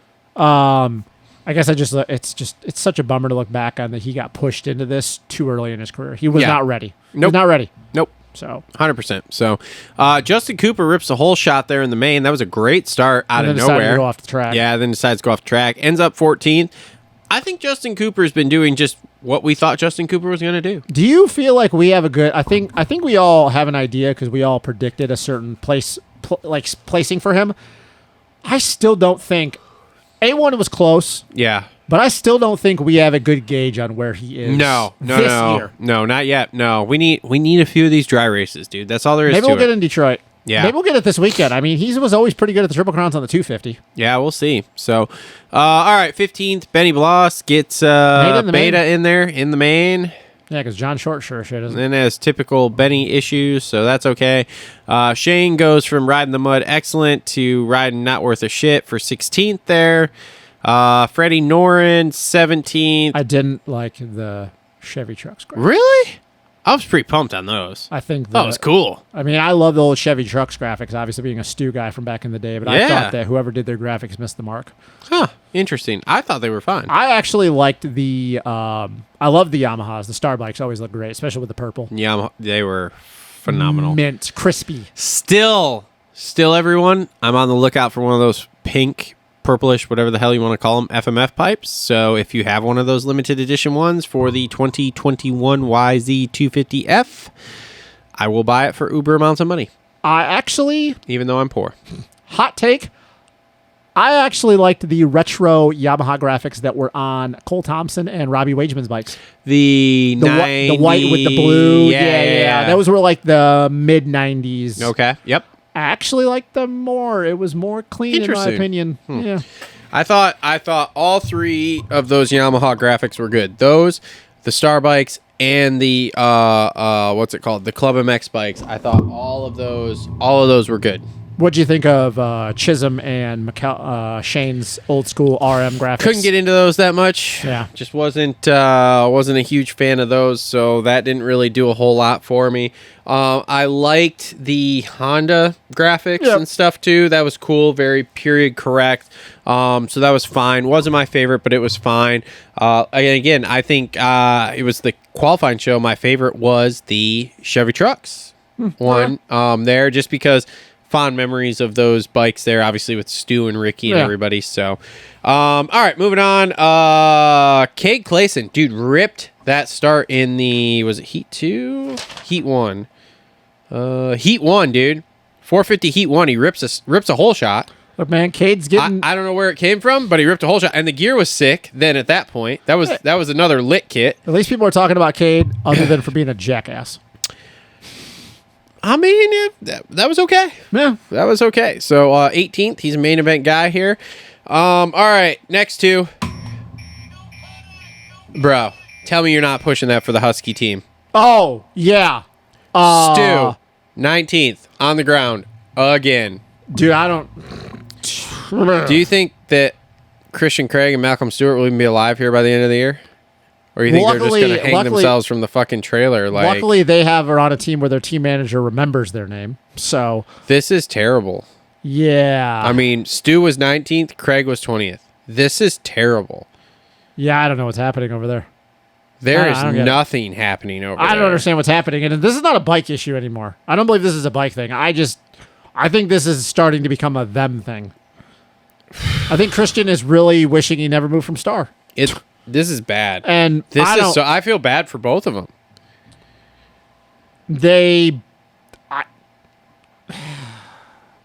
I don't think they need to be on that team next year. We don't have words for this because we don't really know what to say. I mean, it's so bad. When RJ bumps up, one of them is them getting bumped off the team, dude. Dude, I don't think either one of them want to ride for that team, to be honest with you, anymore. Well, that may be that as it may, but I'm sorry to say, and I obviously like both of them. Obviously, we're big Christian Craig fans on this podcast. Y'all really need to produce to have a say with where you freaking ride, because you may not want to be on that team. I'm sorry. What team do you deserve to ride on? I don't know. This is bad though. This is so bad. Like, hopefully nobody is going to give you an option. Y'all haven't done anything through 3 rounds. Like, hopefully they turn it around, man. But this is terrible. I mean, absolutely we can go to a terrible. Triple Crown. We can go to the Triple Crown this weekend, and maybe they get top 10. But dude, I don't know. And the whole, like, at this point, Malcolm, I have no confidence that Mookie speed is even a thing anymore. No. It's weird though, because we've got 2 mud races in A1. In A1, he went down, obviously. And then the 2 mud races just hasn't gone. I mean, he was on the ground last night too, so I don't know. Rod Bell, 21st, and then Vince Freeze, 22nd. Cool. And that's your 450 race recap, brought to you by Gutter Works. Always well hung, just like Justin Barsha. All right, let's move on here. All right, let's do our... Ooh, I've got... Is that the only rant I got? I feel like I have more than that. I need to write these down better. Okay, Holster Co. Reload rant. I've got a couple of them. You said? Okay, first off, hiding injuries.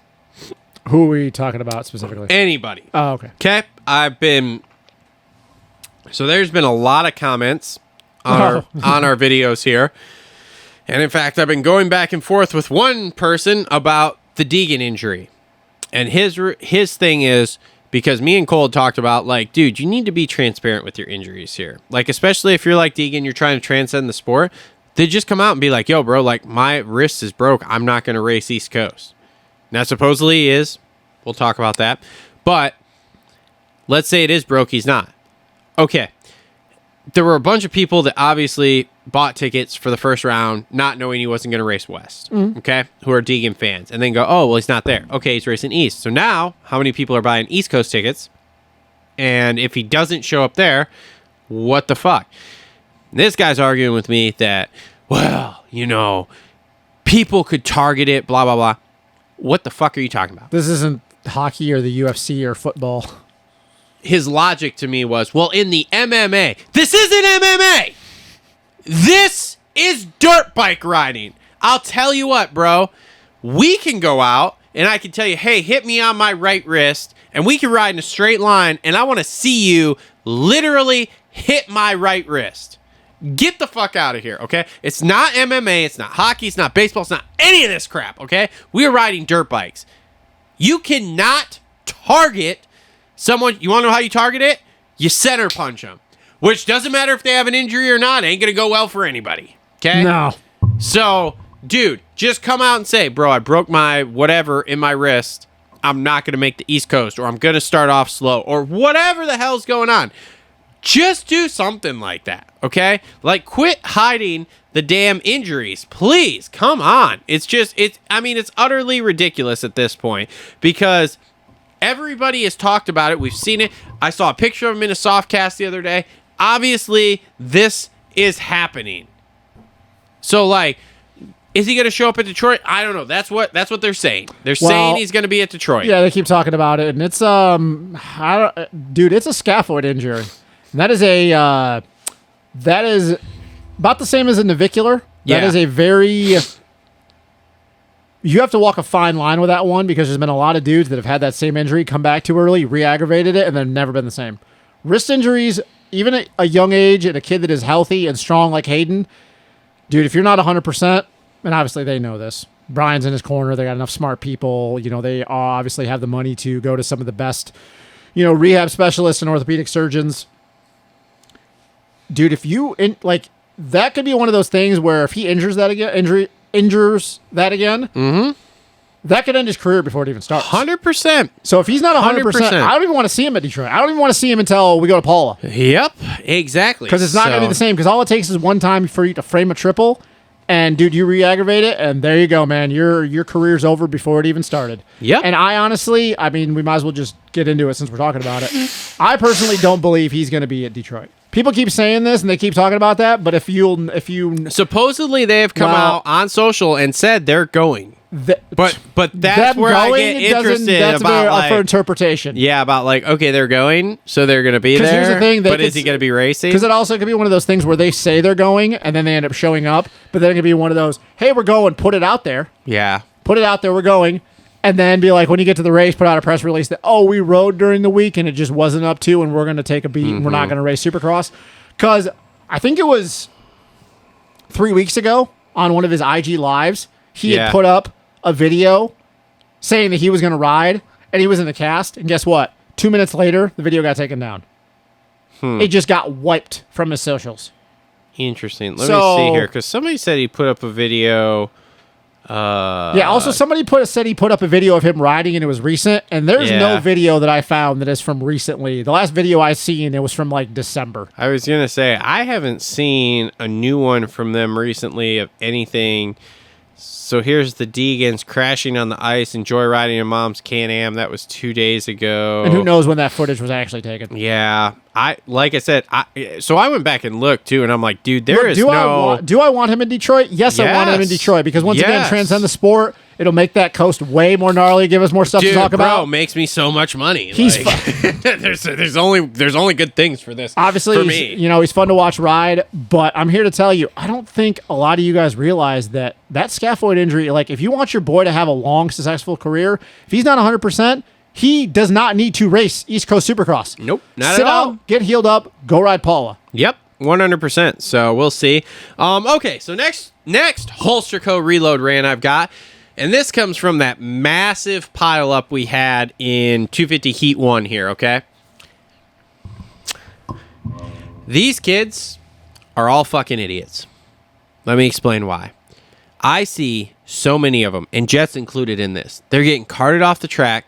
They got this big-ass chain on their neck. Oh, yeah. They do not understand tensile strength and decapitation. And I will tell you, anybody who's rode sport bikes, you guys have probably seen or heard the stories. Guys wear headphones on their sport bikes. They get in a crash. And guess what? That little wire from the headphone wires, back before, for you kids who don't know what headphones are without Bluetooth, they had wires. And that little wire would cut your fucking head right off. I've seen it. It's gross. It's not fun to watch. So then I see these guys racing dirt bikes, and this is something that it's like the AMA has to step up for this. You should not be allowed to wear any sort of necklace when riding. It is so dangerous. Like, can you imagine Jet Lawrence gets his head halfway cut off because he crashes and that necklace grabs? Now, I don't know if he's wearing it still. I haven't really paid that close of attention to Jet recently, but the kid getting carted off last night in that first 250 crash or whatever there, he's got this fucking chain hanging out. What the fuck, man? Like, it's unreal. It's unsafe. Yep. That's the problem. And here's the thing is, like, the first time that you have a race and somebody gets their head cut halfway off because they were wearing a necklace, guess what? Your series is over. Yeah.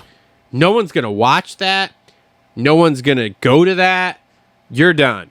So here's my rant to everybody who rides, whether you're a privateer or factory dude, do not wear a fucking necklace like an idiot. It will cut your fucking head off at some point. Almost guaranteed. I know there's guys who've done it forever, never had an issue. That's fine. Great. Guess what? This is like what we talk about with a lot of stuff. Takes once.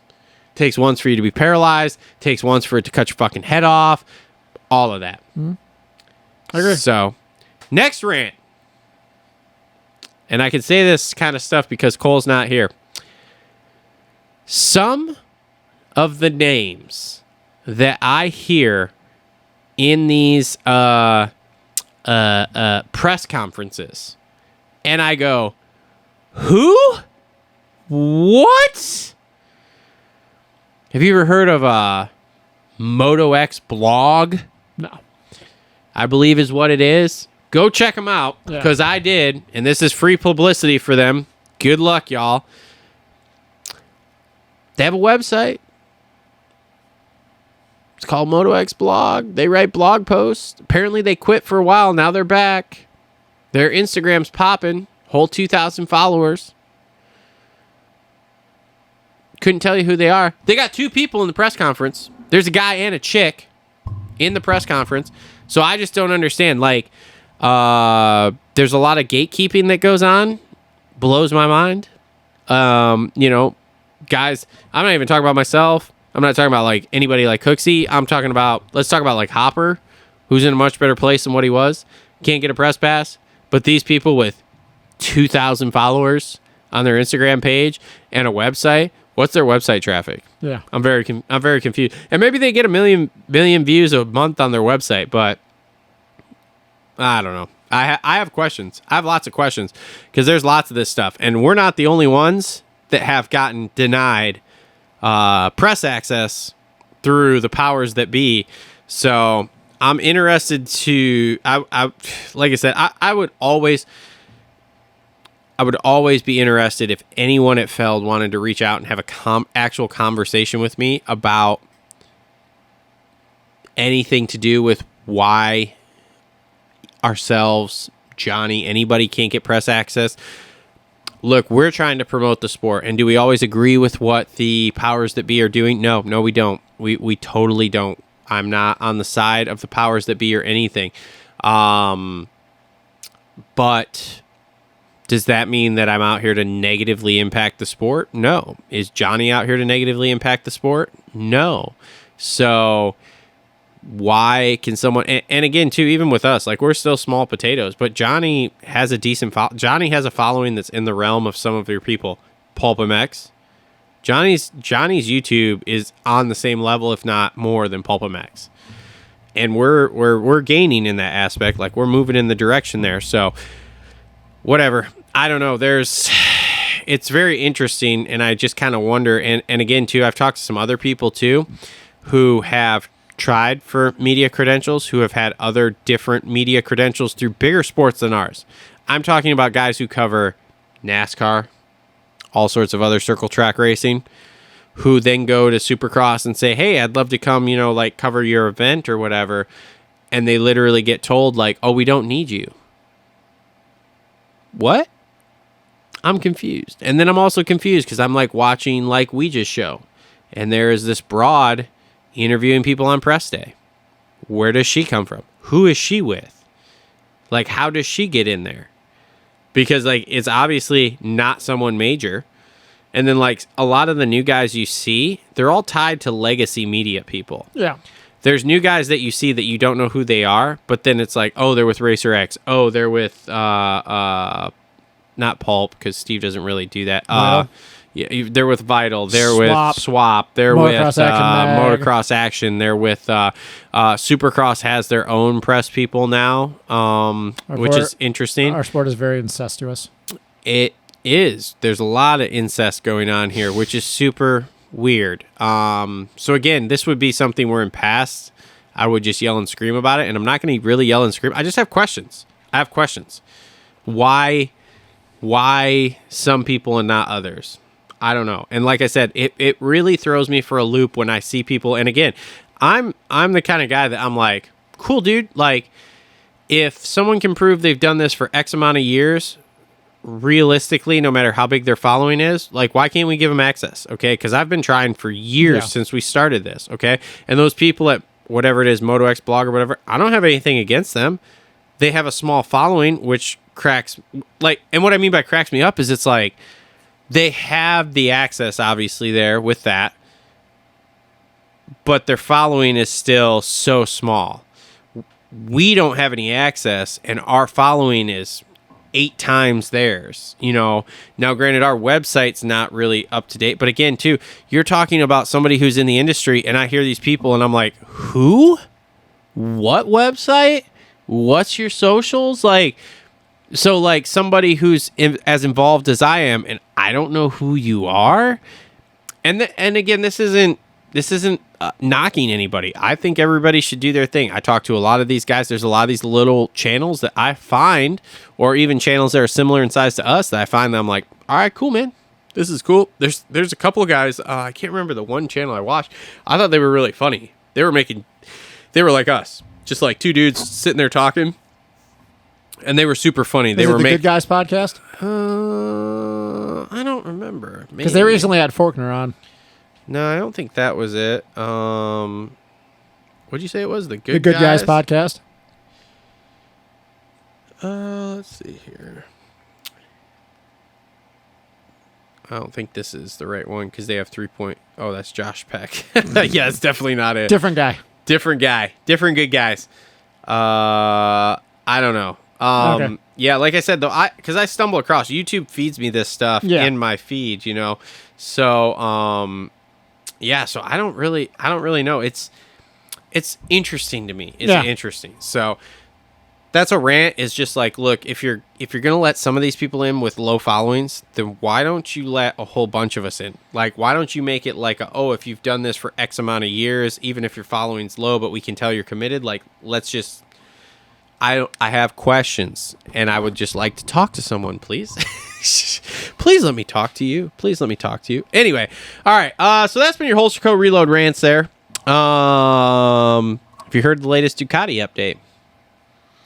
No, but there is a really dumb rumor. Well, it's not a dumb rumor, but it's a dumb rumor to me, that people actually believe that Ducati is going to buy the rights to Honda's 2022 chassis and then do their own engine package. And I'm like, Ducati is never going to get into bed with Honda, first off. Second off, those mother truckers have way too much pride to not develop everything on their own from bottom to top. I wouldn't 100% say that. I don't think so. I don't think they're going to buy anything Honda related. So the last thing I've heard here is they have, number one, been through the pits and talked to literally everyone. Oh, yeah.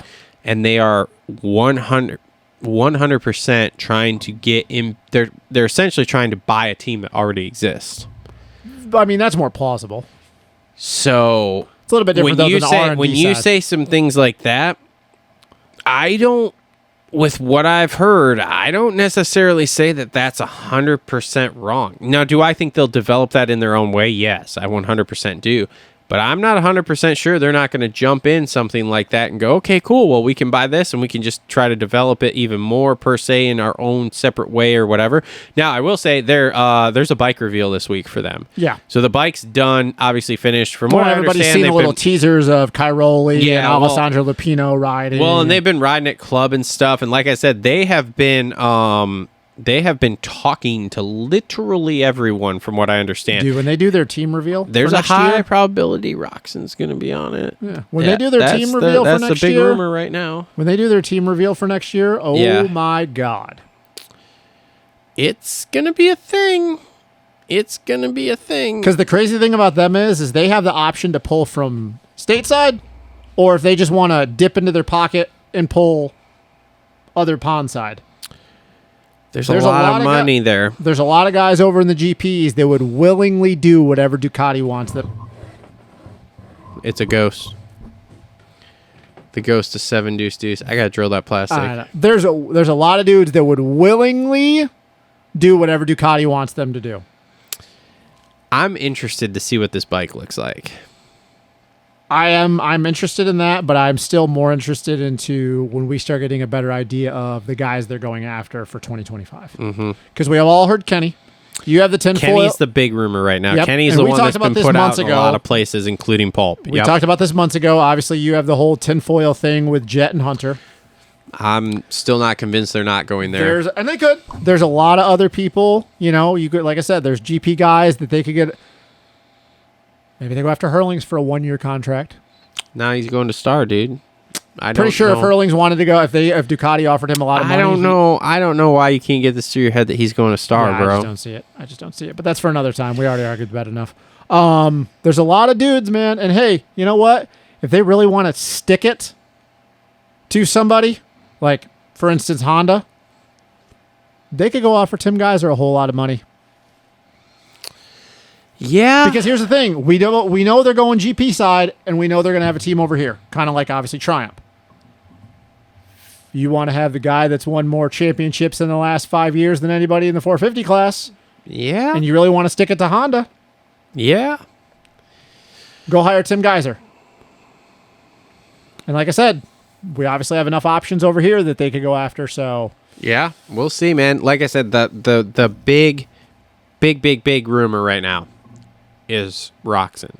The thing I love about Ducati, and this is the last thing I'll say on the Ducati thing, the thing I love about them, and we've talked about them this in the past before a lot of this came to fruition, about just them wanting to stick it to everybody, KTM, Honda, doesn't matter. They want to just big FU. They don't have... Their number one objective is win. They don't care about the politics side of it. Oh my God, he's a bigger star. Yes, that helps them, but let's be real. Ducati has so much freaking money that it doesn't really matter about how many followers you have on social media. Yeah. They don't have any of that. They just want to win. So they're going to go after who they believe is going to give the best chance to them to win. And this is the one thing I will say where if I buy into your Jet Lawrence, Hunter Lawrence thing, I will disagree on the package deal. If they don't feel like Hunter Lawrence gives them the best chance to win, I believe they would just go after Jet. And this is not like a Honda thing where they're like, oh, you're a package deal. Ducati would go, no, either it's Jet or it's neither of you. Because I don't believe, you know what I'm saying? Yeah. I don't believe that the way Ducati rolls, that they would be like, oh, you think you have the option to muscle us into a brotherly deal? No. I don't think it works like that for Ducati. My question is who do you think they go after if it's just Jet? No, let's say Jet won't budge. Let's say Jet's like either it's me and Hunter or nobody. Which could be. Then who do you get?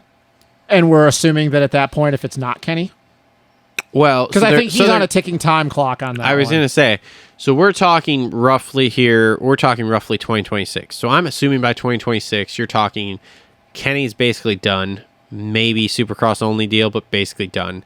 Eli's out. Yep. I mean, do you go after Sexton then? But here's the thing. You're going to want to market to a worldwide brand through the U.S. team. Yeah. Which is what the Lawrence brothers bring. So, in my mind, again, here we're talking transcending the sport, you have a hard time doing. But if Hunter's not cutting the meat, I guess. and it's just Jet. Yeah. You know what I'm saying? If I Hunter's just like a 5 to 7, 7 to 10 dude. I understand that. My thing is that like I don't think Jet goes if Hunter doesn't go. Well, then I think Ducati would because go. Honda will keep Hunter and Jet together. Then I just believe Ducati would be like, well, fine, we don't need you.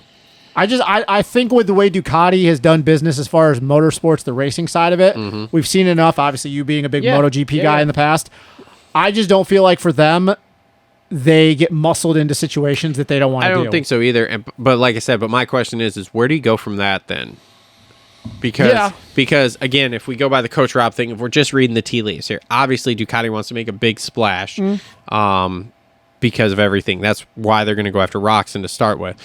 So now if you can't get the Lawrence duo or you don't want the Lawrence duo, but then the Jet doesn't come because Hunter's not coming, then where do you go? I mean, if it was an established brand, again, or like Triumph, who's like, who even knows what they're doing with their marketing stuff, then it's like, okay, cool. Then there's lots of options. You know, you could go after Chase, you could go after Cooper, you could go after, again, Ken for a second year, 1 year only deal, you know, Supercross only, whatever. But if that's not your goal there, man, I don't know, man. It's such a weird situation because in my mind, you're looking for someone big splash, big flashy, can win both indoors and outdoors, you know, whatever. You're not a regular team essentially at that point because you're launching still. So you need that. I didn't as you're talking and saying all this out loud, it didn't even dawn on me, because this is not just something I thought about up until we're having this conversation. It didn't even cross my mind until you just said all that, and you talking about checking all the boxes. Jorge Prado. That could be too. Yeah, I guess. Think about it. You talk about wanting to appeal to a wide brand. You're talking about a very talented kid. He's already established. From Europe, young, good-looking kid, comes from a good family. He's got the Spanish swag to him. I think, though, with him, the only downside here is going to be if his results don't improve in Supercross. That's where you're going to run into a problem. That's where you're going to run into a problem. If he's still running around after his first year. But do we really believe that's going to happen? 8th through 12th, I don't think so, but I'm just playing a little bit of devil's advocate here. If he's still running around that. Do you agree with that statement, though? Oh, yeah. No, like that's definitely a one. If it's not Jet, and Kenny's done by that. Yep. Prado's that other kid because he's young enough in his career where you can got you for a long time, bud. Nope, you're I didn't even think about it until you started saying all that. I'm like, holy crap, because let's be real, Jorge's going to want to go with the team that's going to give him the most. This is true. And they'll pay him a bunch of money, dude. Because he's coming over here, and I know he loves the whole gas dynamic, but here's the thing. He only loved it because of Claudio Di Carli. Yeah. We're not dealing with Claudio Di Carli anymore. Nope. So no, we're not. I didn't even think about it until you started saying that. I'm like, holy crap, Prado. Yep, that could happen. So either way, I'm here for it. Yep, I'm here for all of it. All right. So before we jump into the 250 recap here, one thing I did want to talk about here too, that I meant to bring up when we did the 450s, as far as transparency stuff goes. So in the press conference last night, somebody asked Barsha a question about the bike or whatever, and Barsha goes, "Well, we haven't had a lot of time to test, but I'm actually on the same frame as last year, but we have different clamps and new forks." Yeah. And I went, thank you, Jesus. Look, everybody's always so secretive about their setup, even though it won't change bike to bike anyway, so it doesn't really fucking matter. But, bro, can you just give us some stuff like that all the time? Yeah. Like, hey, what'd you change on the bike? Oh, we went in and made a suspension change. Great. Preload? Sag? You mean kind of like rebound? You mean kind of like back in the old day, the old thing was anytime a bike grenaded? Yeah, it was electrical. Yeah, dude, bro, just give us something, bro. I seen the piston come out the side of the cylinder. I don't think that was electrical. Yeah, so when he said that, I was just like, bro, this is epic, and this is all we need. It's just that basic. Yeah, we changed forks and we changed clamps. Cool. Okay. All right. So we're working in the front end there, buddy. And here's the thing. If he goes out and he kills it, now we know it's because of the change. And if he's struggling, hey, we know they're trying shit. There it is. Yep. Because, hey, man, you had the transparency to tell us that you're working on something. Then he comes back later and says, hey, those clamps that we tried early in the year didn't work. We went to a different set. Boom. And of course, it's Barsha of all people, because at this point in his career, he just doesn't care. Dude, I mean, but that is as simple as it gets, man. Or, anything. Okay, did you change races? Did you change handlebars? Any of that. Just broad stroke there, but at least we have an idea. Electrical. It's all electrical. It's all electrical. Pistons out the side of the bike. It's electrical. It's electrical. So, all right, let's bust in 250 race recap brought to you by Issac Nelson Designs here. Okay, the floor is yours for you to tell me how good Nate Thrasher is. That's not. I'm not gonna do that. Are you sure? You don't want to? Because No, man. before you've really laid into me about how good Nate Thrasher is. Nate is still really freaking good. What do you mean? He's still really All good. these guys are really good dirt bike riders, Yeah. okay? Here's the thing. I'm not looking at Nate Thrasher for the fact that he's a good dirt bike rider. I'm looking at Nate Thrasher to win a fucking title. And Nate Thrasher cannot win a fucking title. I don't think any of these guys on the West Coast we would have thought could have won a title before this year started. I mean, dude, Thrasher's first 2 rounds have been fucking horrible. First off, you weren't here last week to talk about this. Well, no, that was bad. Did you hear the last week was bad. Did you hear the discussion after the first week about him being a crybaby for crawling off the track there when he crashed? No. There was a lot of talk. From who? From the industry? All sort industry people, other riders, fucking fans. I'm sorry. They were like, bro, there was a lot of talk that he does this a lot. Does what a lot? Overemphasizes injuries. I'm sorry. Did everybody forget how bad his injury was in Atlanta and he couldn't walk for 12 weeks? I mean, okay, cool. I don't know. I'm just saying this is what I'm hearing. I mean, whatever. And Coop did the same thing, got up and finished the race. So Except Coop didn't just come off an injury and been on the bike for more than 6 weeks. So I don't know. Anyway, when it comes to this injury stuff, I don't do that because I asked the same thing. Would you do it? Do you put any stock into him winning this race? No, Okay. I don't. Because even if I did, he's too far out of the points at this point. Yeah. No, and once again, I told you, he's been only on the bike for 6 weeks, so he's not 100%. Does he win another one? Oh, for sure. I definitely think so. I don't think so. I definitely think so. I think he wins 0 other ones. I don't know I'm how gonna say you he's on the box twice more this year. I don't know how you could say that with the group of guys that he's racing. Because outside of Jordan Smith somehow all of a sudden finding consistency, RJ continues to do RJ things. Levi Kitchen, Now we're getting into it. This is good. Joe keeps crashing. Volan's gone. Ryder D We'll get to that. Ryder D is up and down. Who else do you want to go through? Garrett Marchbanks? Do you think Garrett Marchbanks is going to win one? Do you think Phil Nicoletti's going to win one? I actually think Marchbanks is going to win one. So I understand your hate for Nate, but I don't. I don't hate him. I just look at the reality of the situation. He wins a weird race like this every year, maybe 2. Was And the Triple that's it. Crown weird last year when he beat Hunter Lawrence straight up? No, like I said, he wins a weird race like this, maybe wins 2, and that's it. And then he's. But and they- all of these dudes win weird races. None of these guys outside of Jordan Smith in 2017 have ever led the points. That's the thing is like, I agree with you, but I don't agree with you to this extent that it's just a Nate Thrasher thing on this coast. All of these dudes, and it's going to be, I here's the understand thing, that. it's going to be even worse when we go to the East Coast. I understand that, but when I look down this list and I go, I well, don't. who do I think is going to put it together? He's like the 18th person on the Yeah, list. but here's the difference. He has more wins than all of the rest of them to this point. Yeah, because he wins 1 or 2, and he crashes out for the year. He's Who been a wi- pro for 4 years, and he wins 2 races or something. Or Okay, how many wins does RJ have? 1. RJ's got 3 or 4. RJ won his first one 2 years ago. He's got 3. So now he's got 2. 3. He's got 3. Then. Okay, so he's got 3. He's got 3 in a span God, of. don't you pay attention to the 10 graphics years? on the screen during the race, He's idiot? got 3 in a span of 10 years. Yeah, I know. Okay, so and one does of them Jordan was Smith. and one was a Triple Crown, and he didn't win didn't even win a main that I night. don't We know. were there. Yeah, I don't know. So yeah, like, and then you look at Jordan, and Jordan hadn't won a race since 2017. Look, I'll be honest. It wouldn't surprise me at all if Marchbanks wins this fucking title. Marchbanks is not winning this title You don't because think so? once again he is not. Dude, his 1 win is Daytona 2020. I don't need him to win. I need him to podium the shit out of it, Dungy style. What did you do at Tim A1? Ferry style. Where was he at A1? I don't even know. to be Okay, honest with exactly. you. So the one dry race we've had, the first round, he didn't do anything. Well, let's go see here. Oh shit! Fuck, that was Smith. Let me back up here. Great radio. Great radio. Keep telling me how good Nate Thrasher is here. I'm not telling you that Nate Thrasher is going to win this title, but I totally disagree. What'd he get? Or is it up? He's gone 7-3-2. Sweet. So he went 3-2 at 2 mud races, and the one dry race, he went 7th when everybody was healthy. And had Nate not gone down, he wouldn't even got 7th. So I disagree with the fact of you just pinning this all on Nate. Nate has more wins than anybody else on this coast. If you talk about their careers as total.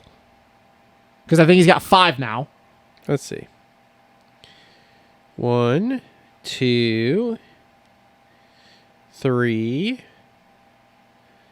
4. He's 5. got 4. He's got 4. Okay, so he's got Oh, 4. wait, hold on. No, Let he's me got start 5. over. 1, 2. He's got 2 in 2021. He's got 1 in 3. 2022. He's got 1 last year, and then he's got 1 now. 4. He does have 5. You're Okay, correct. You're so he's correct. got 5. So he's got more than anybody else. It may be only by 1, because I think Jordan has 4. I don't know. My point is that this is not me standing on my soapbox and saying Nate's going to win this title. It's me standing on my soapbox and going, I don't disagree with any of the stuff that's coming out of your mouth about consistency, but I can say that for the rest of the group.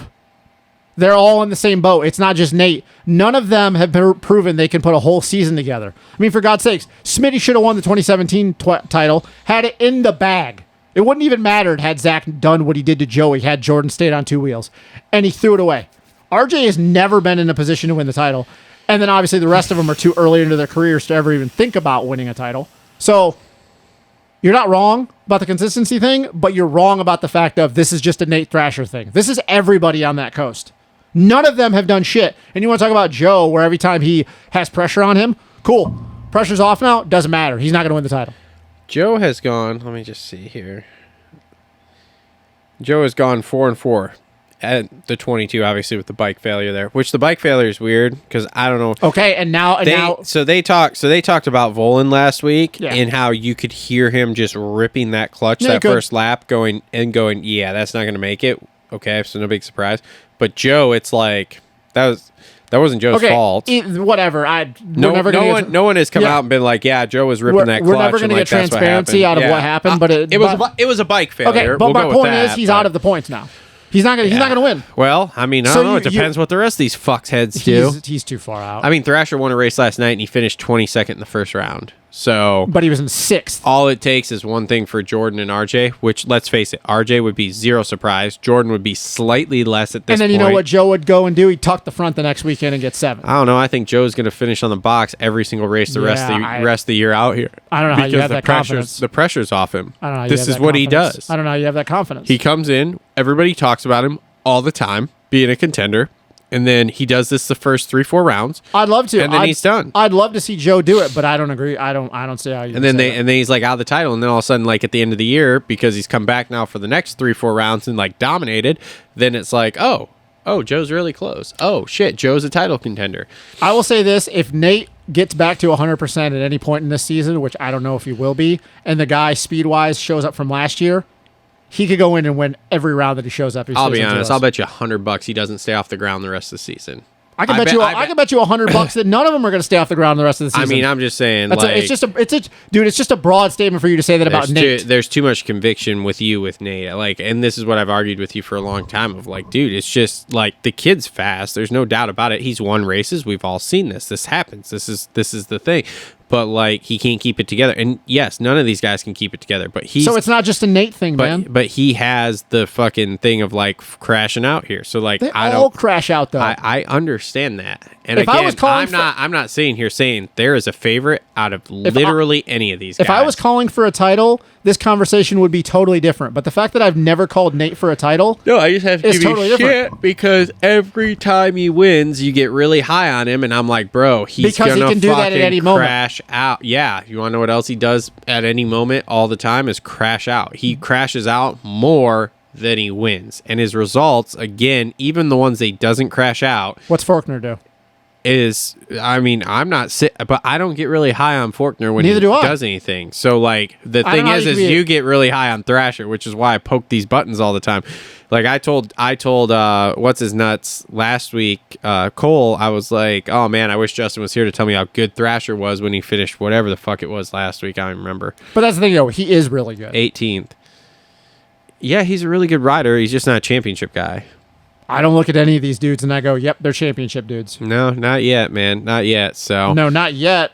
Ever. Well, one of them's going to be... Somebody has to win this title this Jordan year. Smith might win the title, and then he goes to the 450 class, and he's never going to win a race ever again. I'm going to go with Hunter Yoder as my title favorite.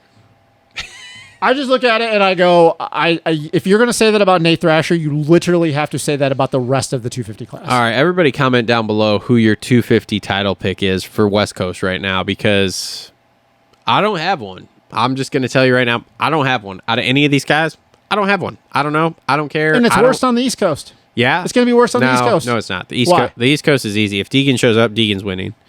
Yeah, I don't know how you can be that convinced of that. 100%. He hasn't won a Supercross race yet. I don't care. I watched him ride last year, dude. That fucking guy is going to dominate everybody else that's here. The only person he didn't beat last year was fucking Hunter. What? That'd be going a totally different rant. There was plenty of guys. He didn't beat Joe. Joe Dude. beat him. Nate Thrasher beat him. I don't know. Smitty beat him. I don't know where you're talking about with that. He was second in points. Yeah, because Joe didn't race the whole series and Nate got hurt. Okay. Plain and simple. That's not a subjective thing. That's a literal fact thing. I mean, you're talking out both sides of your mouth here now with the Nate Thrasher thing. How do you figure? Because you're like, well, Nate got hurt, but then three sentences ago, you were telling me about how Nate is. I didn't say so Nate was good. winning the title. Hunter was going to win. Hunter was going to win that title no matter what. Look, man, Deegan. I'm just talking about Deegan and the fact that everybody would he be the title favorite for sure? But everybody that believes it's just a foregone conclusion that he would win that title, he has to win an actual regular Supercross race yet for you to be like, yep, foregone conclusion, he's going to win. Dude, how do you know that all of a sudden he just doesn't go into a sophomore year and he ragdolls himself into the ground? Sure. I'll go with sure. Dude, I mean, there's no talking me out of it unless he starts to fall apart. You don't have anything to back that up. That's just an opinion. There's no factual evidence. His rookie season was pretty damn good last year. Was it? And did he get a win? No, he didn't get a win. He wasn't even close. He won heat races, for sure. He wasn't close to winning an actual main race that year. All right. Dude, I don't know if he shows up, it's... I could also tell you that if Austin Fortner pulls up fully healthy, he has a better shot to win than Hayden Deegan does. Look, man, I'm really interested to see what Fork does. Because Fortner has more wins than anybody in the 250 class.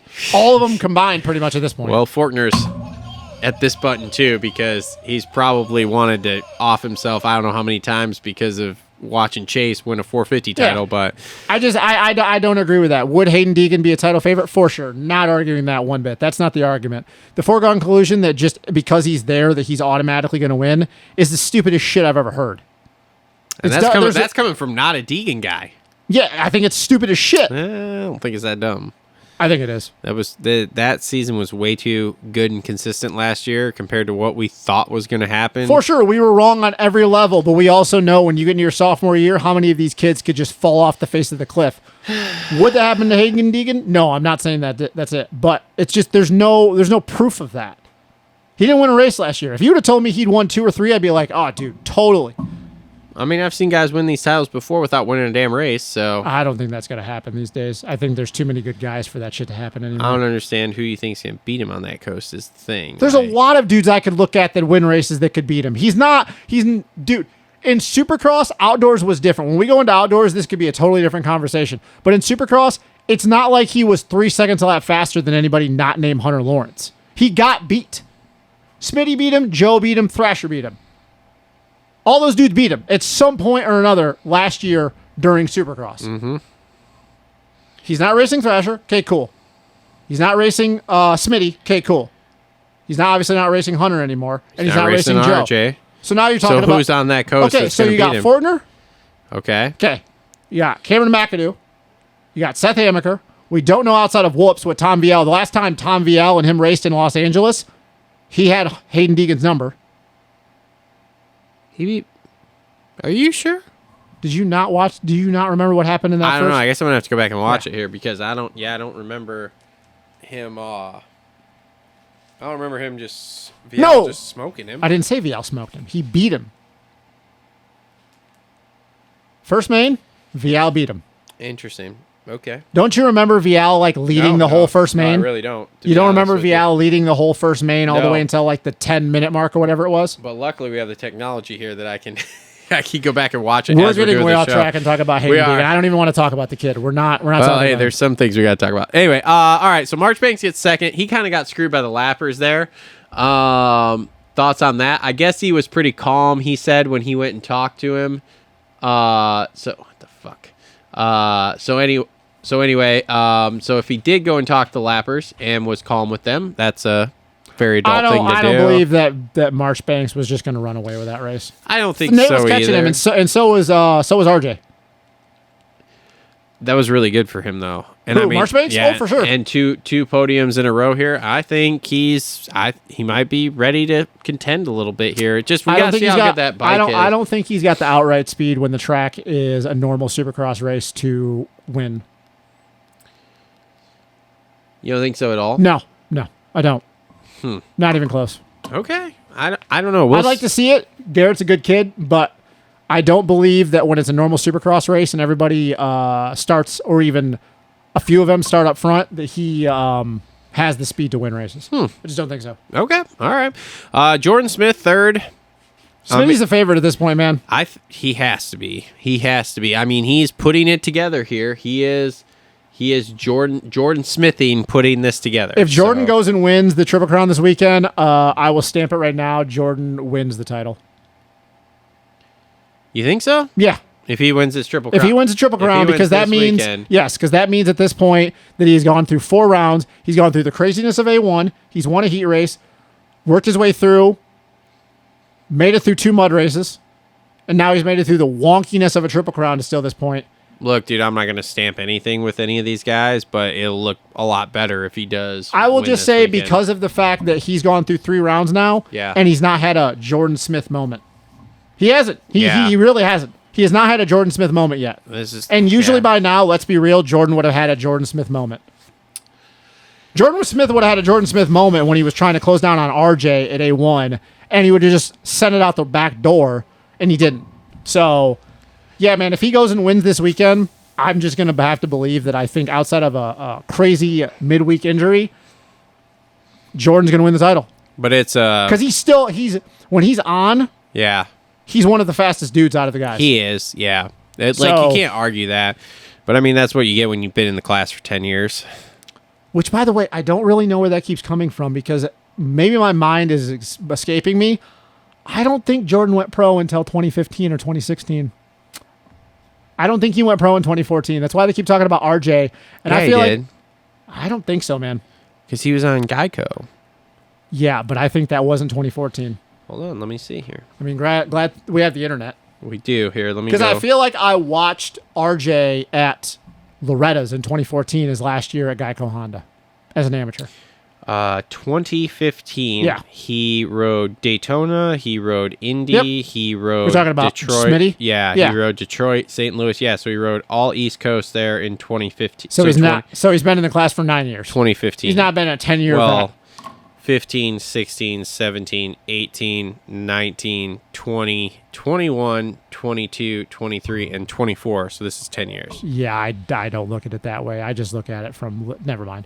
I mean, it's 10 years. So I just counted out for you. This is his 10th season. 2015 to 2016. 2016. No. I see, that's where I differ. I go from that way. I don't go from 1 year to 2 years. I literally go from year to year. 2015 to 2016 is a full season. 2016 to 27. So he rode the full 2015 season. 2015 to 2016 is 1 year. 2016 to 2017 is 2 years. 2017 to 2018, 2018 to 2019, 2019 to 2020. Okay, this isn't hockey. The years don't cross over. They only race in the calendar year. Yeah, I go a full from the start of the year till the end of the year. We're getting off track. I don't look at it as 10 years. I'm confused at how you look at this because you're like putting 2 years in, but like we race like January through August. So like it's all in the same calendar year. It's not like hockey where we start in like 2014 and cross into 2015. You have to look into those seasons and did he race a full year? I don't. If he so you don't want to count injuries? Okay. That's my point. I can't count if he missed. Caveating stuff. Yeah, if he missed half the year, he didn't race the full year. Okay, all right. So you're caveating stuff. But did he? Okay, so did he not? Here, let's see here. I'm like super interested. Because I feel like he's missed time with injuries over the years. 2015, he raced 1, 2, 3, 4. So we'll call it half the season there indoors, and then. So you can't count that as a full year already. I mean, it's half the season. Doesn't matter. So what count? So they have to race all the races. Yes. That'd be like Stu saying that he's raced all these years, but technically he really hasn't because he's missed a ton of time. All right, and then outdoors we went 1, 2, 3, 4, 5, 6, 7, 8, 9, 10, 11, 12. So we raced all the outdoors. Yep. Then we come into 16. 1, 2, 3, 4, 5, 6, 7 out of them. Okay, so, I mean, 7 out of 8, 7 out of 9, depending upon what it was. Then outdoors, 1, 2, 3, 4, 5, 6, 7, 8, He was really good 9. outdoors in 2016. So, He was really good. 9 out of 12 outdoors there. You go into 17. He went 1, 2. Well, 17 was the year he was fighting for the title, so he must have raced all of those. He raced the full season. 18. 1, 2, 3, 4, 5, 6, 7, 8, 9. So again, raced all of them that year. You go into 2019. 1, 2, 3, 4. So he only raced 4. Yep. So right there. 20. He raced 1, 2, 3, 4. Yeah, so he only raced 4 that year. 21. 1, 2, 3, 4. Yeah, so a lot of these seasons he's only raced like half of them before he That's got what I'm hurt. saying, man. I'm not trying to take. It's a dumb thing. I'm not trying to take it away. If you want to say he's raced 10 years, cool.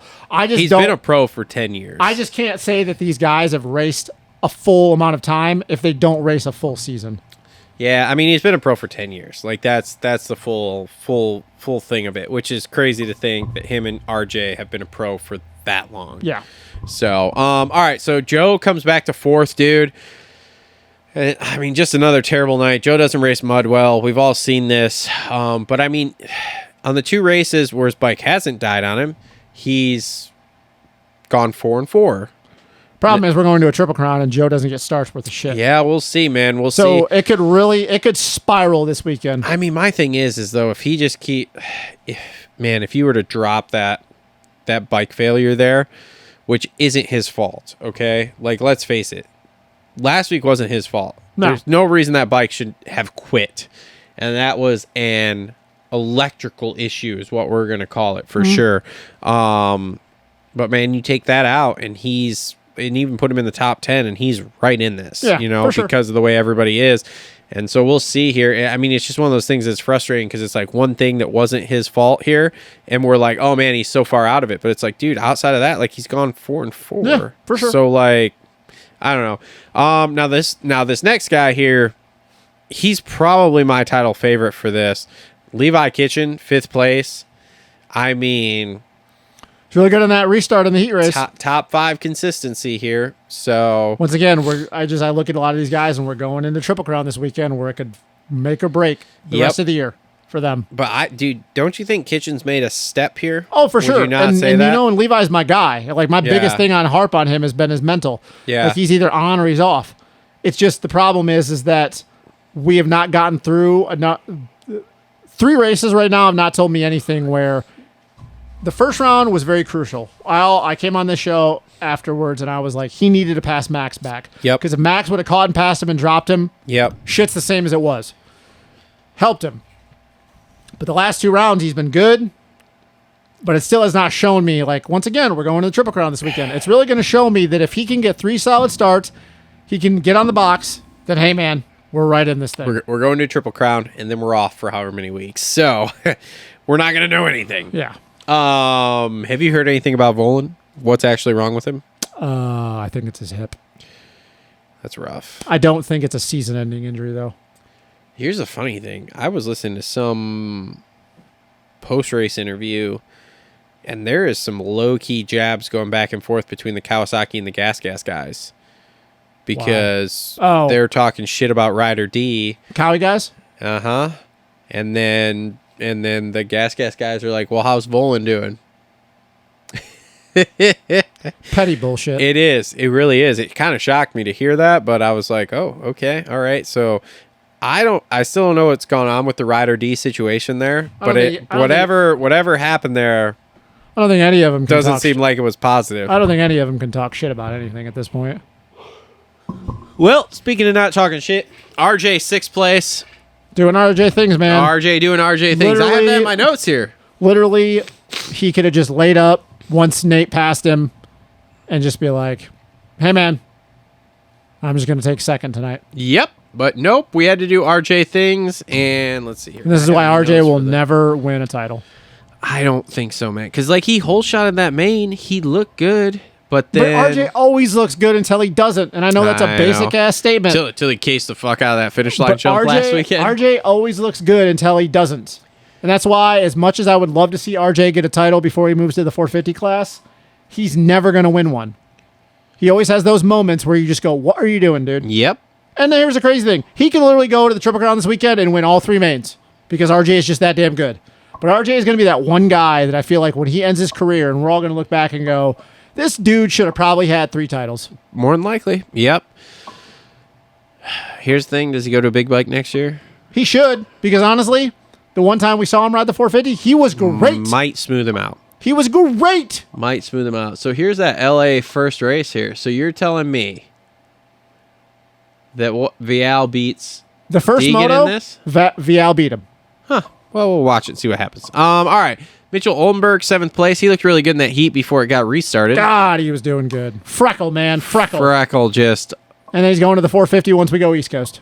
That's good. Well, I do wonder if he's going to 450, if he's going to ride the 450 in Detroit and then bump back down to the 250 in Glendale, or if he's just going to be like, I don't know. because, Freeze is going back to the 250. I'm excited for that. Oh, I'm here for it. Especially with Deegan. Oh God, gonna be great. Yeah. Gonna be great. All right, Ryder D, 8th place. Okay. Yeah. I don't really have much info on Ryder D here. Got that heat win last week, and that's about it. He has really good moments, man, and he shows us sometimes why he's super talented. Yeah. Hunter Yoder, 9th. Anthony Bourdon, 10th. 6th in points. Who, Hunter Yoder? No, yeah. Anthony Bourdon. Oh. He's 6th in points, man. Is he really? No Yeah. way. He's 6th in points right now. Wow. Wasn't even supposed to do this. He had such a good showing in Paris that they were like, yeah, man. Oh, let's go to point standings. There we go. Oh, yep. 2024, 6th. 16 points. Wow. Impressive. Telling you, man, if he can round this out and if he can continue this and get top set in points, Yeah. Bar X needs to pick him up full time going into 2025. I think so too. And he's a pretty good outdoor rider. No, Yeah. his Supercross skills and his outdoor skills, there's a big disparity there. He's definitely a lot better technical guy. I feel like outdoors, he might get it kind of eaten alive in the 250 class, so maybe they'd have to bump him to the 450, which fine, they can do it.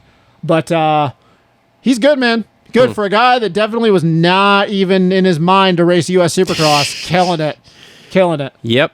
Robbie Wageman, 11th. Cole Thompson, 12th. Stop me if you got anything to say about any of these guys. Josh Faries, 13th. Matty Jorgensen, 14th. Good for Matty Jorgensen. Yeah, Good for that's a Matty good ride for him. Carson Mumford, 15th. Nah, whatever. Julian Beaumaire, 16th. Juju's wanting some dry races. He at is this not point. a mud guy. Nope. We are he not is- a mud Just specialist. because we at grew up in all. Lake Havasu riding jet Yep. skis, man, does not mean we like mud. Maxwell Sanford, 17th. Lance Kobush made the main. Good for him. 18th. Talon Hawkins made the main. 19th.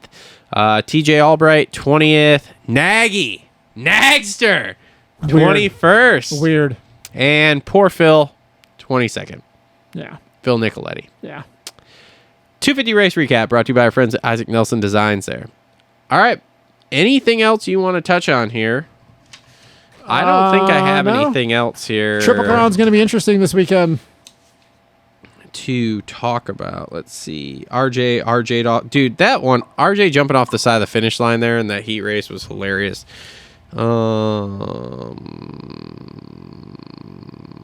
Okay, great. I mean, that's all I got. That's all. Shout out to Patrick Weiler. He texted me today, said that he bought a VRM shirt. Nice. Thanks, buddy.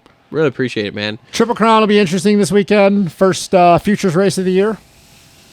Lots to cover. I told him, I was like, when we do, I may just start after first round of qualifying with the live stream and just live stream all the way through till we get to till we finish the qualifying Futures is show. going to be very interesting. We will obviously get the entry list this week, but dude, the Futures, if everybody shows up that I'm hearing is going to be there, dude, it's going to be like a mini amateur national because everything, it sounds like Janik's going to be there, Timmerman, Drew Adams, Casey Cochran, Gavin Towers, Parker Ross. We're going to get to see Ryder McNabb do Supercross for AEO. Okay. I am actually pretty stoked for Futures. Interesting. Because I mean, Yeah, I don't know. I don't know who any of these kids are, so it's gonna be great for me because there's just a bunch of nobodies racing. That I'm gonna be like, oh, look at that Well, kid. it's gonna be the next. Ripping, It's bro. gonna be the next come up, man. Sure, we'll see. We'll see about that. So, I don't know. let's see here. Who do you got for? Who do you think's gonna win these Triple Crowns this weekend? You just want an overall guy? Yeah. Because I think going main, my main is too. No, way no. up and Just give me down. an overall. Who's gonna? I'm gonna go Smitty 250s. Okay. Just because I feel like at this point, because he hasn't had a Smith moment, Okay. and obviously when he's on and he can get good starts, he has the speed to walk away from all these dudes. Okay. Oh, and 450s, holy crap.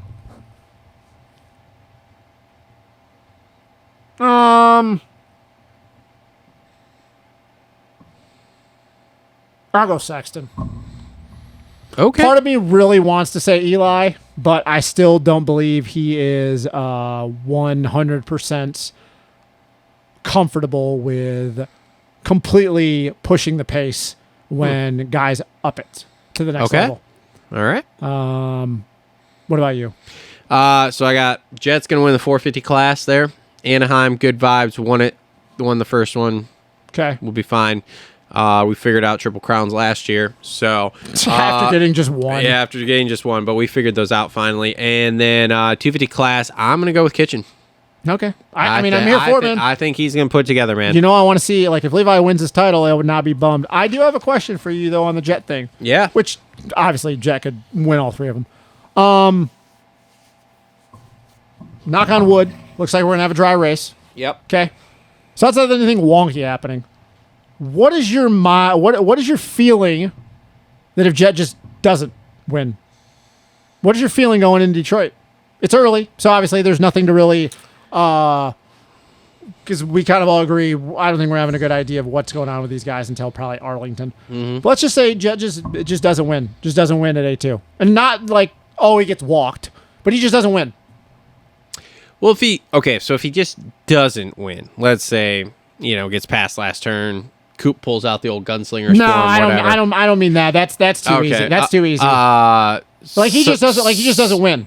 Like, say he's like he goes 2-3-2 or 2-3-3 or 4. Surprise.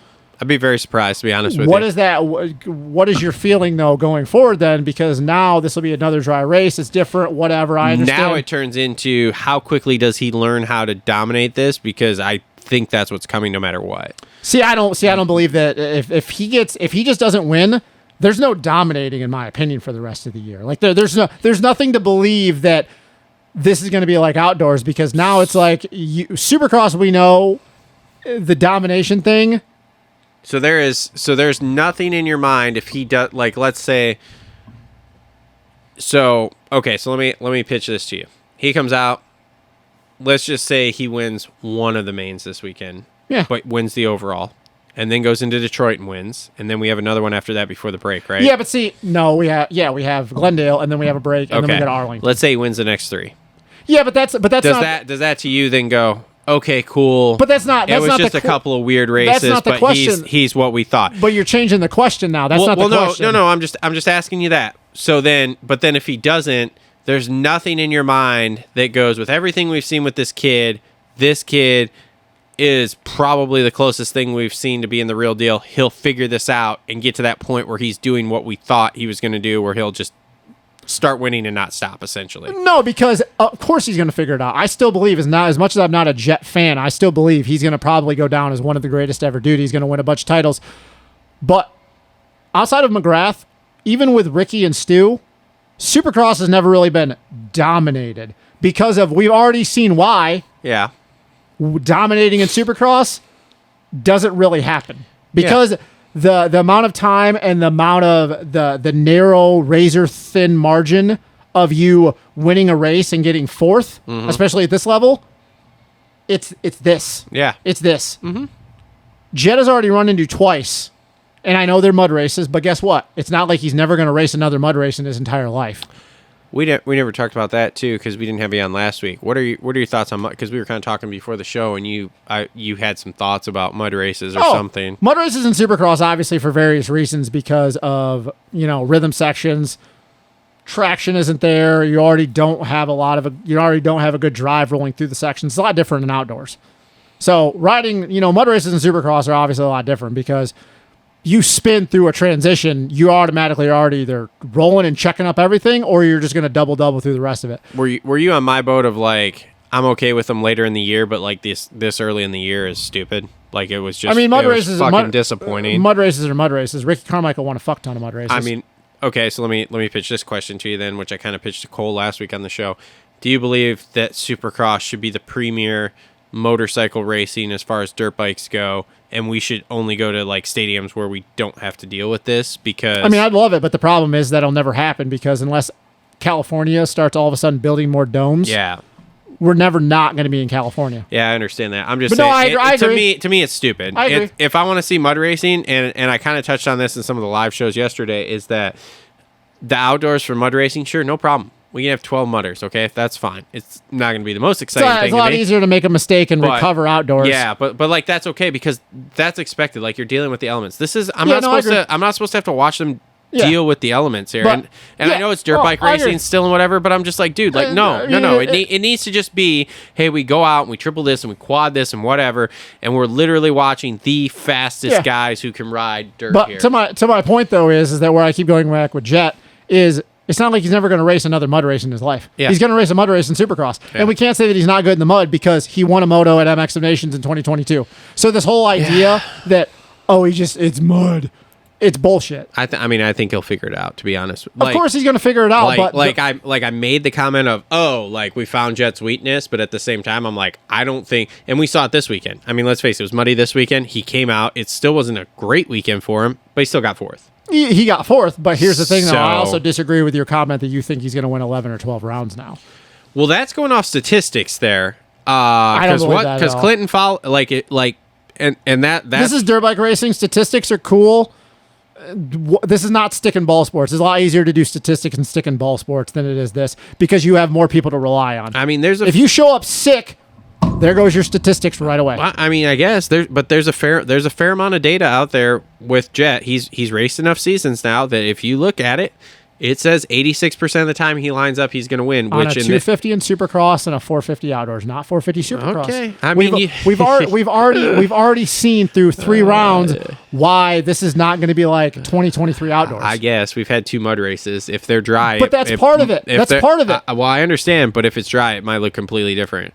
Did he walk away? It might have looked different outdoors if we had a mud race outdoors. We didn't have. Did we have a mud race this year? I don't remember. High Point, and Kenny almost beat him. Oh. Yeah, it's still a mud race. That dude. wasn't a full blown mudder though. No, it was greasy, but it's still mud. Yeah. So again, like my point is that I don't believe that all of a sudden, even if he wins the title, he's just going to start dominating in Supercross. He's never going to go 17-0. It's never going to happen because of never say never. It might not be him, maybe somebody else, but somebody will go 17-0. I just don't see it's ever happening. It's the one thing that I've always said is it's so unlikely because Supercross, you the narrow margin. It's only unlikely till it happens.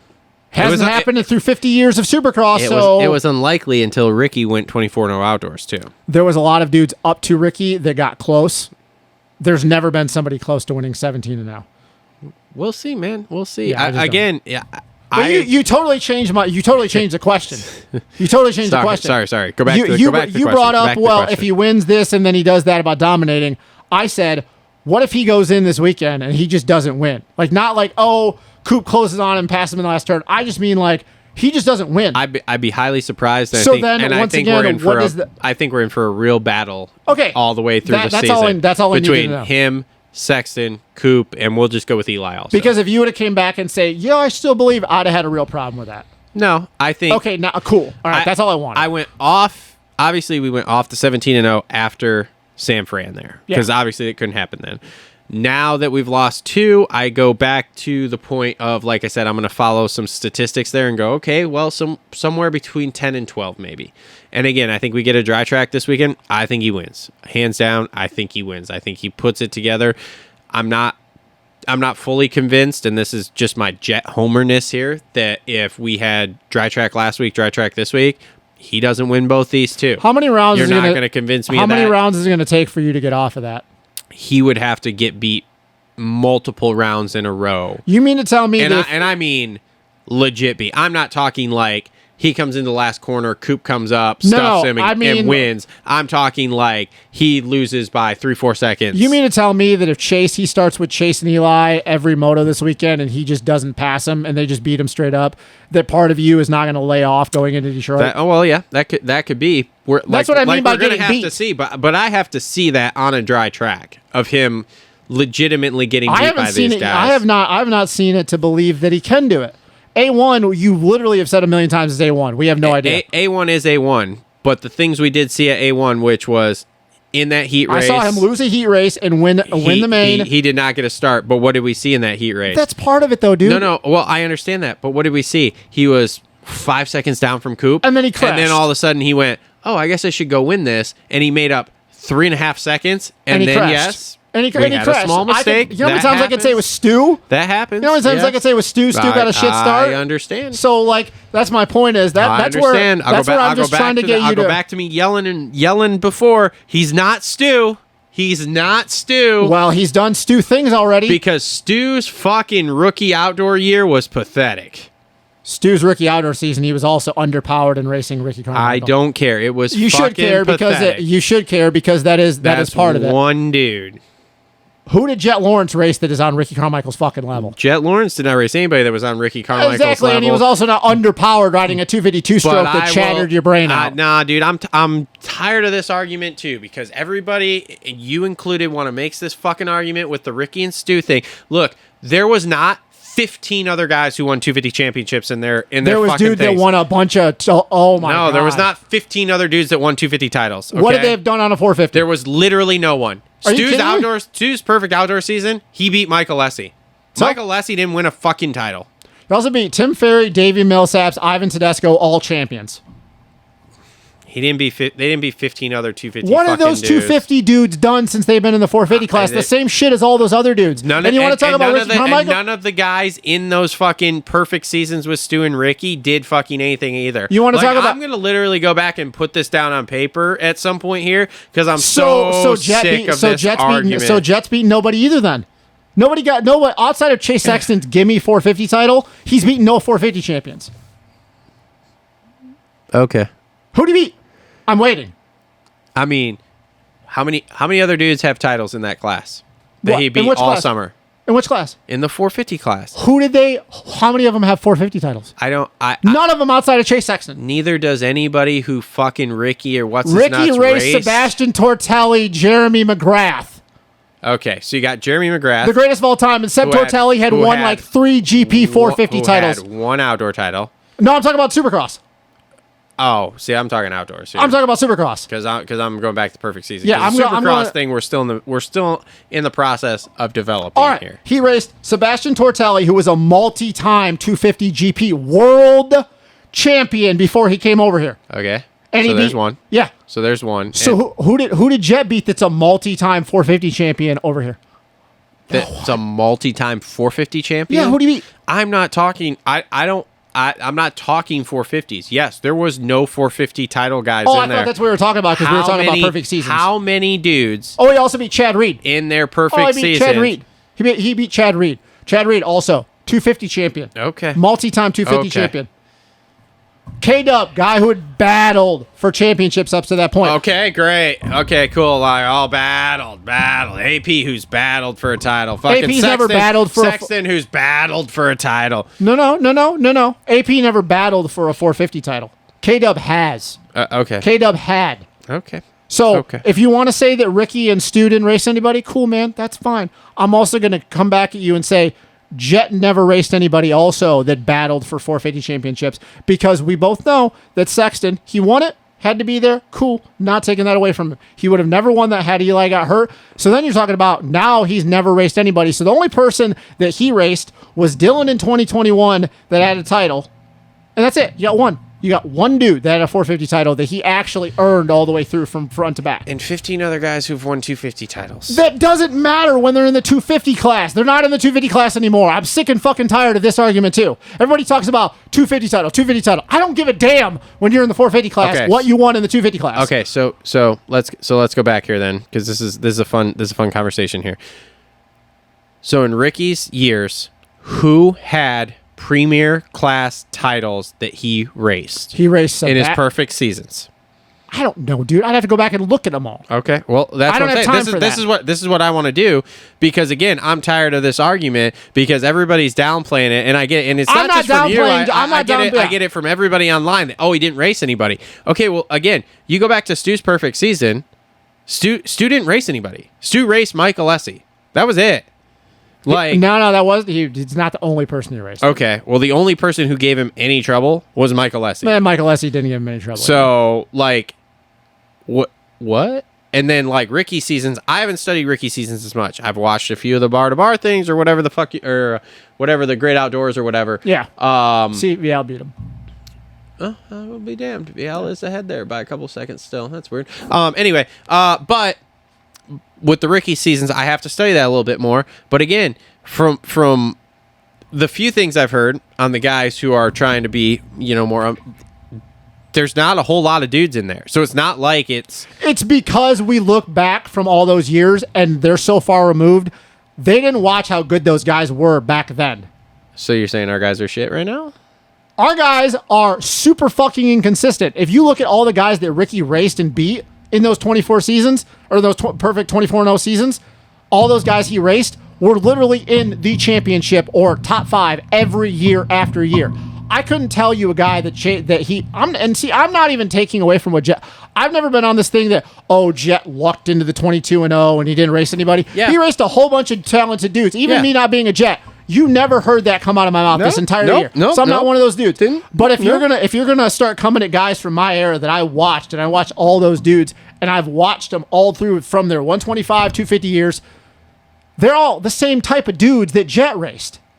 So if we want to take away from what Ricky and Stu did, I'm also going to take away from what Jet did and say he didn't race a damn accomplished 450 guy. Outside of Dylan, Chase has one. We got to give it to him because Eli got hurt. So you got one dude. Cool. You got one guy. Dylan race all the outdoors last year? I don't know. I don't have time to go back and study all of this. My point is that we're getting way off track. My point is that if we're going to start taking away from what Ricky and Stu did, I'm going to start taking away from the guys that Jet raced. He didn't race an accomplished 450 guy as far as titles and consistency. He raced what? Barsha came into the season late. Has AP ever battled for a 450 championship? No. Hey, no. man. Ken Roxon wasn't there the whole year. Eli wasn't there. Chase? I want everybody to notice this. I poked. Yeah, I got him wound up finally. Because it pisses me Took me off 2.5 that people are going to hours. start taking away from the greatest of all time. I'm not a Ricky fan. I don't like Ricky. I think Ricky's a jackass. I've been around Ricky in a lot of behind-the-scenes moments, and I don't think he's actually a very good dude. Did you do cocaine with Ricky? No, definitely not. I don't do nose candies like he does.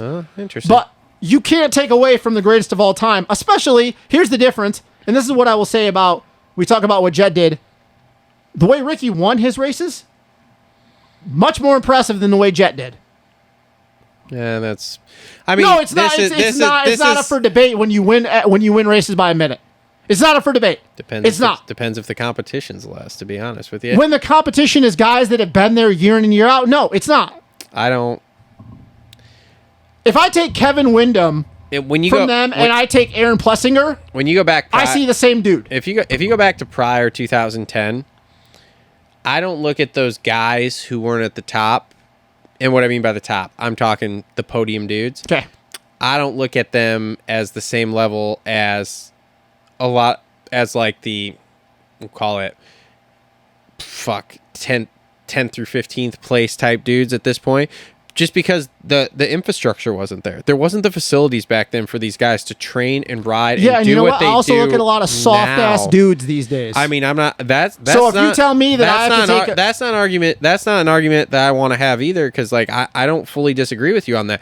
I'm just saying, dude, you go back in the day, and you look at, Ricky having the goat farm or whatever, and Reed having his place, and this is talked about. Yeah, these guys had these places, and that's why these guys were so much better, because these facilities just did not exist. You didn't have MTF, GPF, Club MX, what south of the border. I mean, like, the list goes on and on now.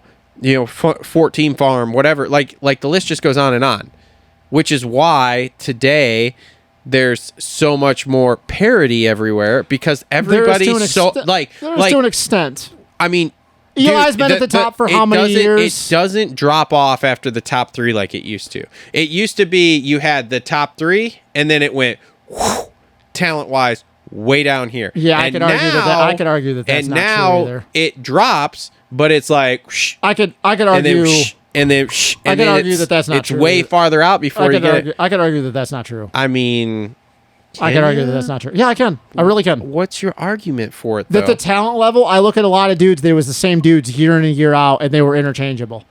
Ivan Tedesco, Davey Millsaps, Michael Byrne, Chad Reed, Tim Ferry, David Villeman, all those dudes. Same guys every year. Same guys every year. The only reason I get so passionate about this is because I literally watched it for years. And it pisses me off when you get a bunch of people that talk about those guys because they didn't watch it. They weren't there. It's one thing to watch it on, and I'm not talking about you. It's one thing to watch it on home video or DVD or whatever, or online, YouTube, whatever. But when you're actually there watching it and you watch those guys year in and year out, it's a totally different thing. Travis Preston, same thing. Everybody forgets how good Travis Preston was. Everybody forgets how good Michael Byrne was. Yeah. So it's the same dudes. I could look at a lot of the guys, pick one. You want to, okay, like I said, you keep talking about AP, Kevin Windham, cool, awesome. I take a prime Kevin Windham and a prime AP, and I see the same fucking dude. I can't argue with that. I see a Chad Reed. Outside of Cooper Webb, Eli, I don't see another Chad Reed out there. Let me ask you this. Back in the day, was the guy getting 18th place in the Supercross main a 250 champ? No. Okay. Well, then, there we are. I mean, what does that do? What does that do that is getting 18th doing that is irrelevant? Well, I'm just saying. Okay. So it's a 250 guy. How many guys have won 250 championships? But this is the thing. Like, if we're comparing generations and we're comparing the levels of the competition in generations, when you go back to the 18th place guy in, say, 2004. Who got 18th that has won a 250 title? Who got 18th last night? Because I heard a lot of privateers on your list that you ran through. In the 450 class, 18th place was Justin Rod. Oh, whoops, sorry. Hold on. That was San Francisco. Let me get to San Diego here. Okay. Maybe. Pull up. Come on. Okay. So let's see here. So let's get outside the top 10 here. So Jorge Prado, 11th, world champion. Ken Roxon, 12th, multi-time 250, multi-time outdoor. Not the same thing. He's not getting 12th every round. AC, 13th, 250 champion. Justin Cooper, 14th, 250 champion. Crashed. Benny, okay, that's... Nope. Benny, nope. I'm good. Shane... never won a 250 not a title. champion. Nope. Not a champion. Good rider, but not champion. Freddie Norn. Okay, nope. Cade Clayson. No. Malcolm Stewart, 19th, 250 champion. Christian Craig, 20th, 250 champion. Would Malcolm Stewart and Christian Craig normally be 18th in a dry race? No. Okay, so let's move them up here. So you're talking. Let's just say both those guys have decent races here. So let's slot them in 15th, 16th. Was the 16th place guy in 2005? No, because I don't even remember. 250 champion. I don't remember who the 16th place guy was. I mean, and that's the point I'm trying to make. It's like, look, dude, the field, we always talk about the deepest field, and there's always tons of dudes. But when you get down to the nuts and bolts of it and you start really looking at results, and again, at some point, hopefully I'll have some time here and I'll go through this and I'll really look at this and see, I think you're going to find that, yes, back in the day, back in your prime there in, say, 2000 to 2010, there were a lot of really good guys, but again, it was very top-heavy. And what I mean by top-heavy is you're talking top 10 or maybe even top 8 top-heavy. But then once you get to the bottom side of those, I just don't think those guys were as accomplished as what you're looking at an 8th through 12th place guy right now is accomplished. And that I won't argue with. Oh, okay. But I'm great. gonna push back on the fact that Ricky and Stu didn't race anybody. Because it's very disrespectful to say Kevin Windham, Michael Lessie is a 450 guy, Josh Grant, Davey Millsaps. Did Windham win a small bike title? Yes. Okay. Yeah. Did he never won a big bike title though, no, right? No, he never won a big bike title. No. Okay. No. Okay. No. Okay. No, because when you're racing Ricky and Stu, it's and hard. Michael Lessie never won a title, right? No. Okay. No, but Tedesco did. Yep. Davey Millsaps did. Did Tedesco win a big bike title? No. Okay. So again, we're looking at 250 guys. Yeah, we're looking at the same shit we're dealing with right now. Which is this? Yeah. A bunch of accomplished 250 dudes. I'm just saying, there's a whole bunch more now. So like.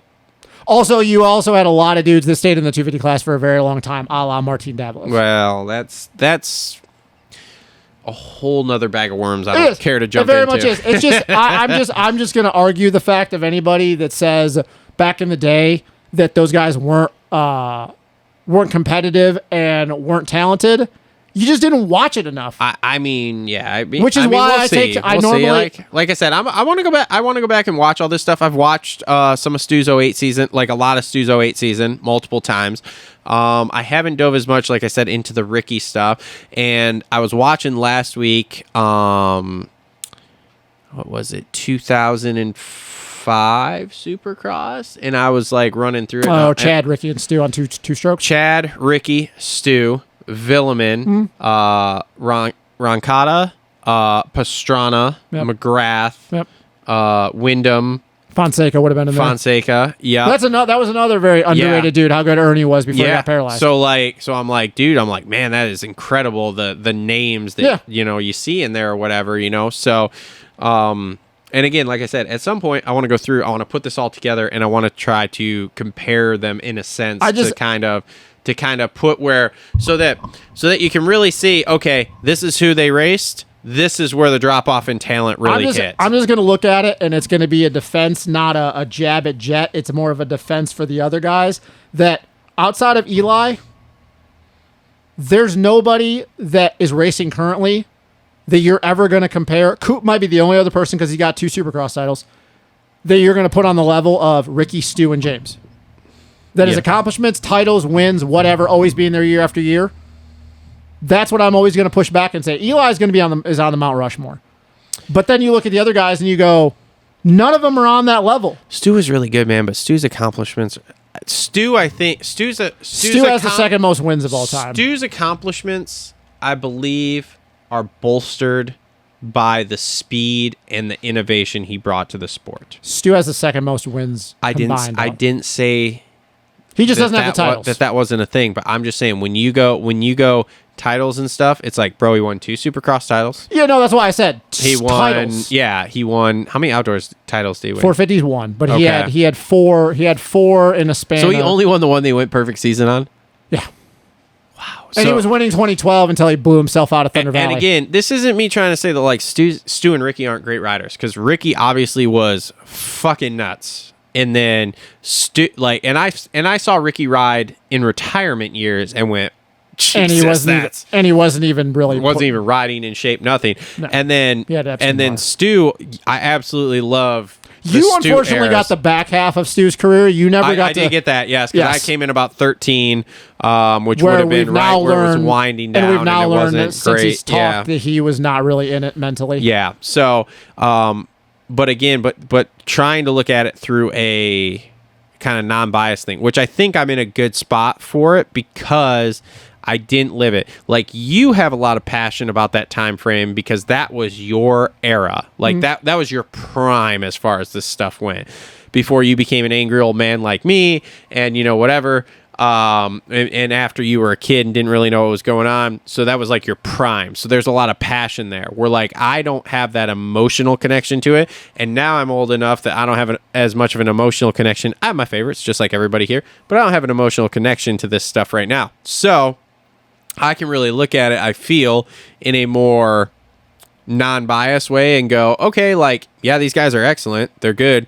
Like, chances of records falling from these guys are like very slim, but like, here's where it kind of is, I don't even know, jaded, like just not full. It's not as much as we remember. It's kind of like how everybody looks back at, like, say, like the 40s through the 70s with kind of like this fondness of retro at this point. But it's like, but man, if you go back, the world was real fucked up back then too, so I don't know. Anyway, we just spent 15 minutes there breaking down perfect seasons and stuff. So all right, so this has been episode 257. Thanks to our sponsors, Complete Racing Solutions, TLR Coatings, Holster Coat, Gutter Works, Isaac Nelson Designs. Thanks to Isaac Gonzales for coming on, chatting with us. Justin, thank you for coming in. For sure. I appreciate it. Live shows next week? Not sure. Definitely Sunday show. Bro. Okay, Not sure. Okay, fine. I really like it when people are here for my live shows. Look, man, Makes me feel happy. I can't commit to the live show stuff. That means he's not coming, people. So I will be but here. I will be here Sunday. Okay, all right. Well, I can't Hopefully complain we have about dipshit that. back by then. Hopefully. All right. So thanks everybody for tuning in. Thank you, really thank you. appreciate it. Like, comment, subscribe. Make sure to check out the live shows. Make sure to comment if you like any of this stuff, don't like any of it, so that we can keep going. And we will see everybody next week to wrap up the first Triple Crown in A2. See ya.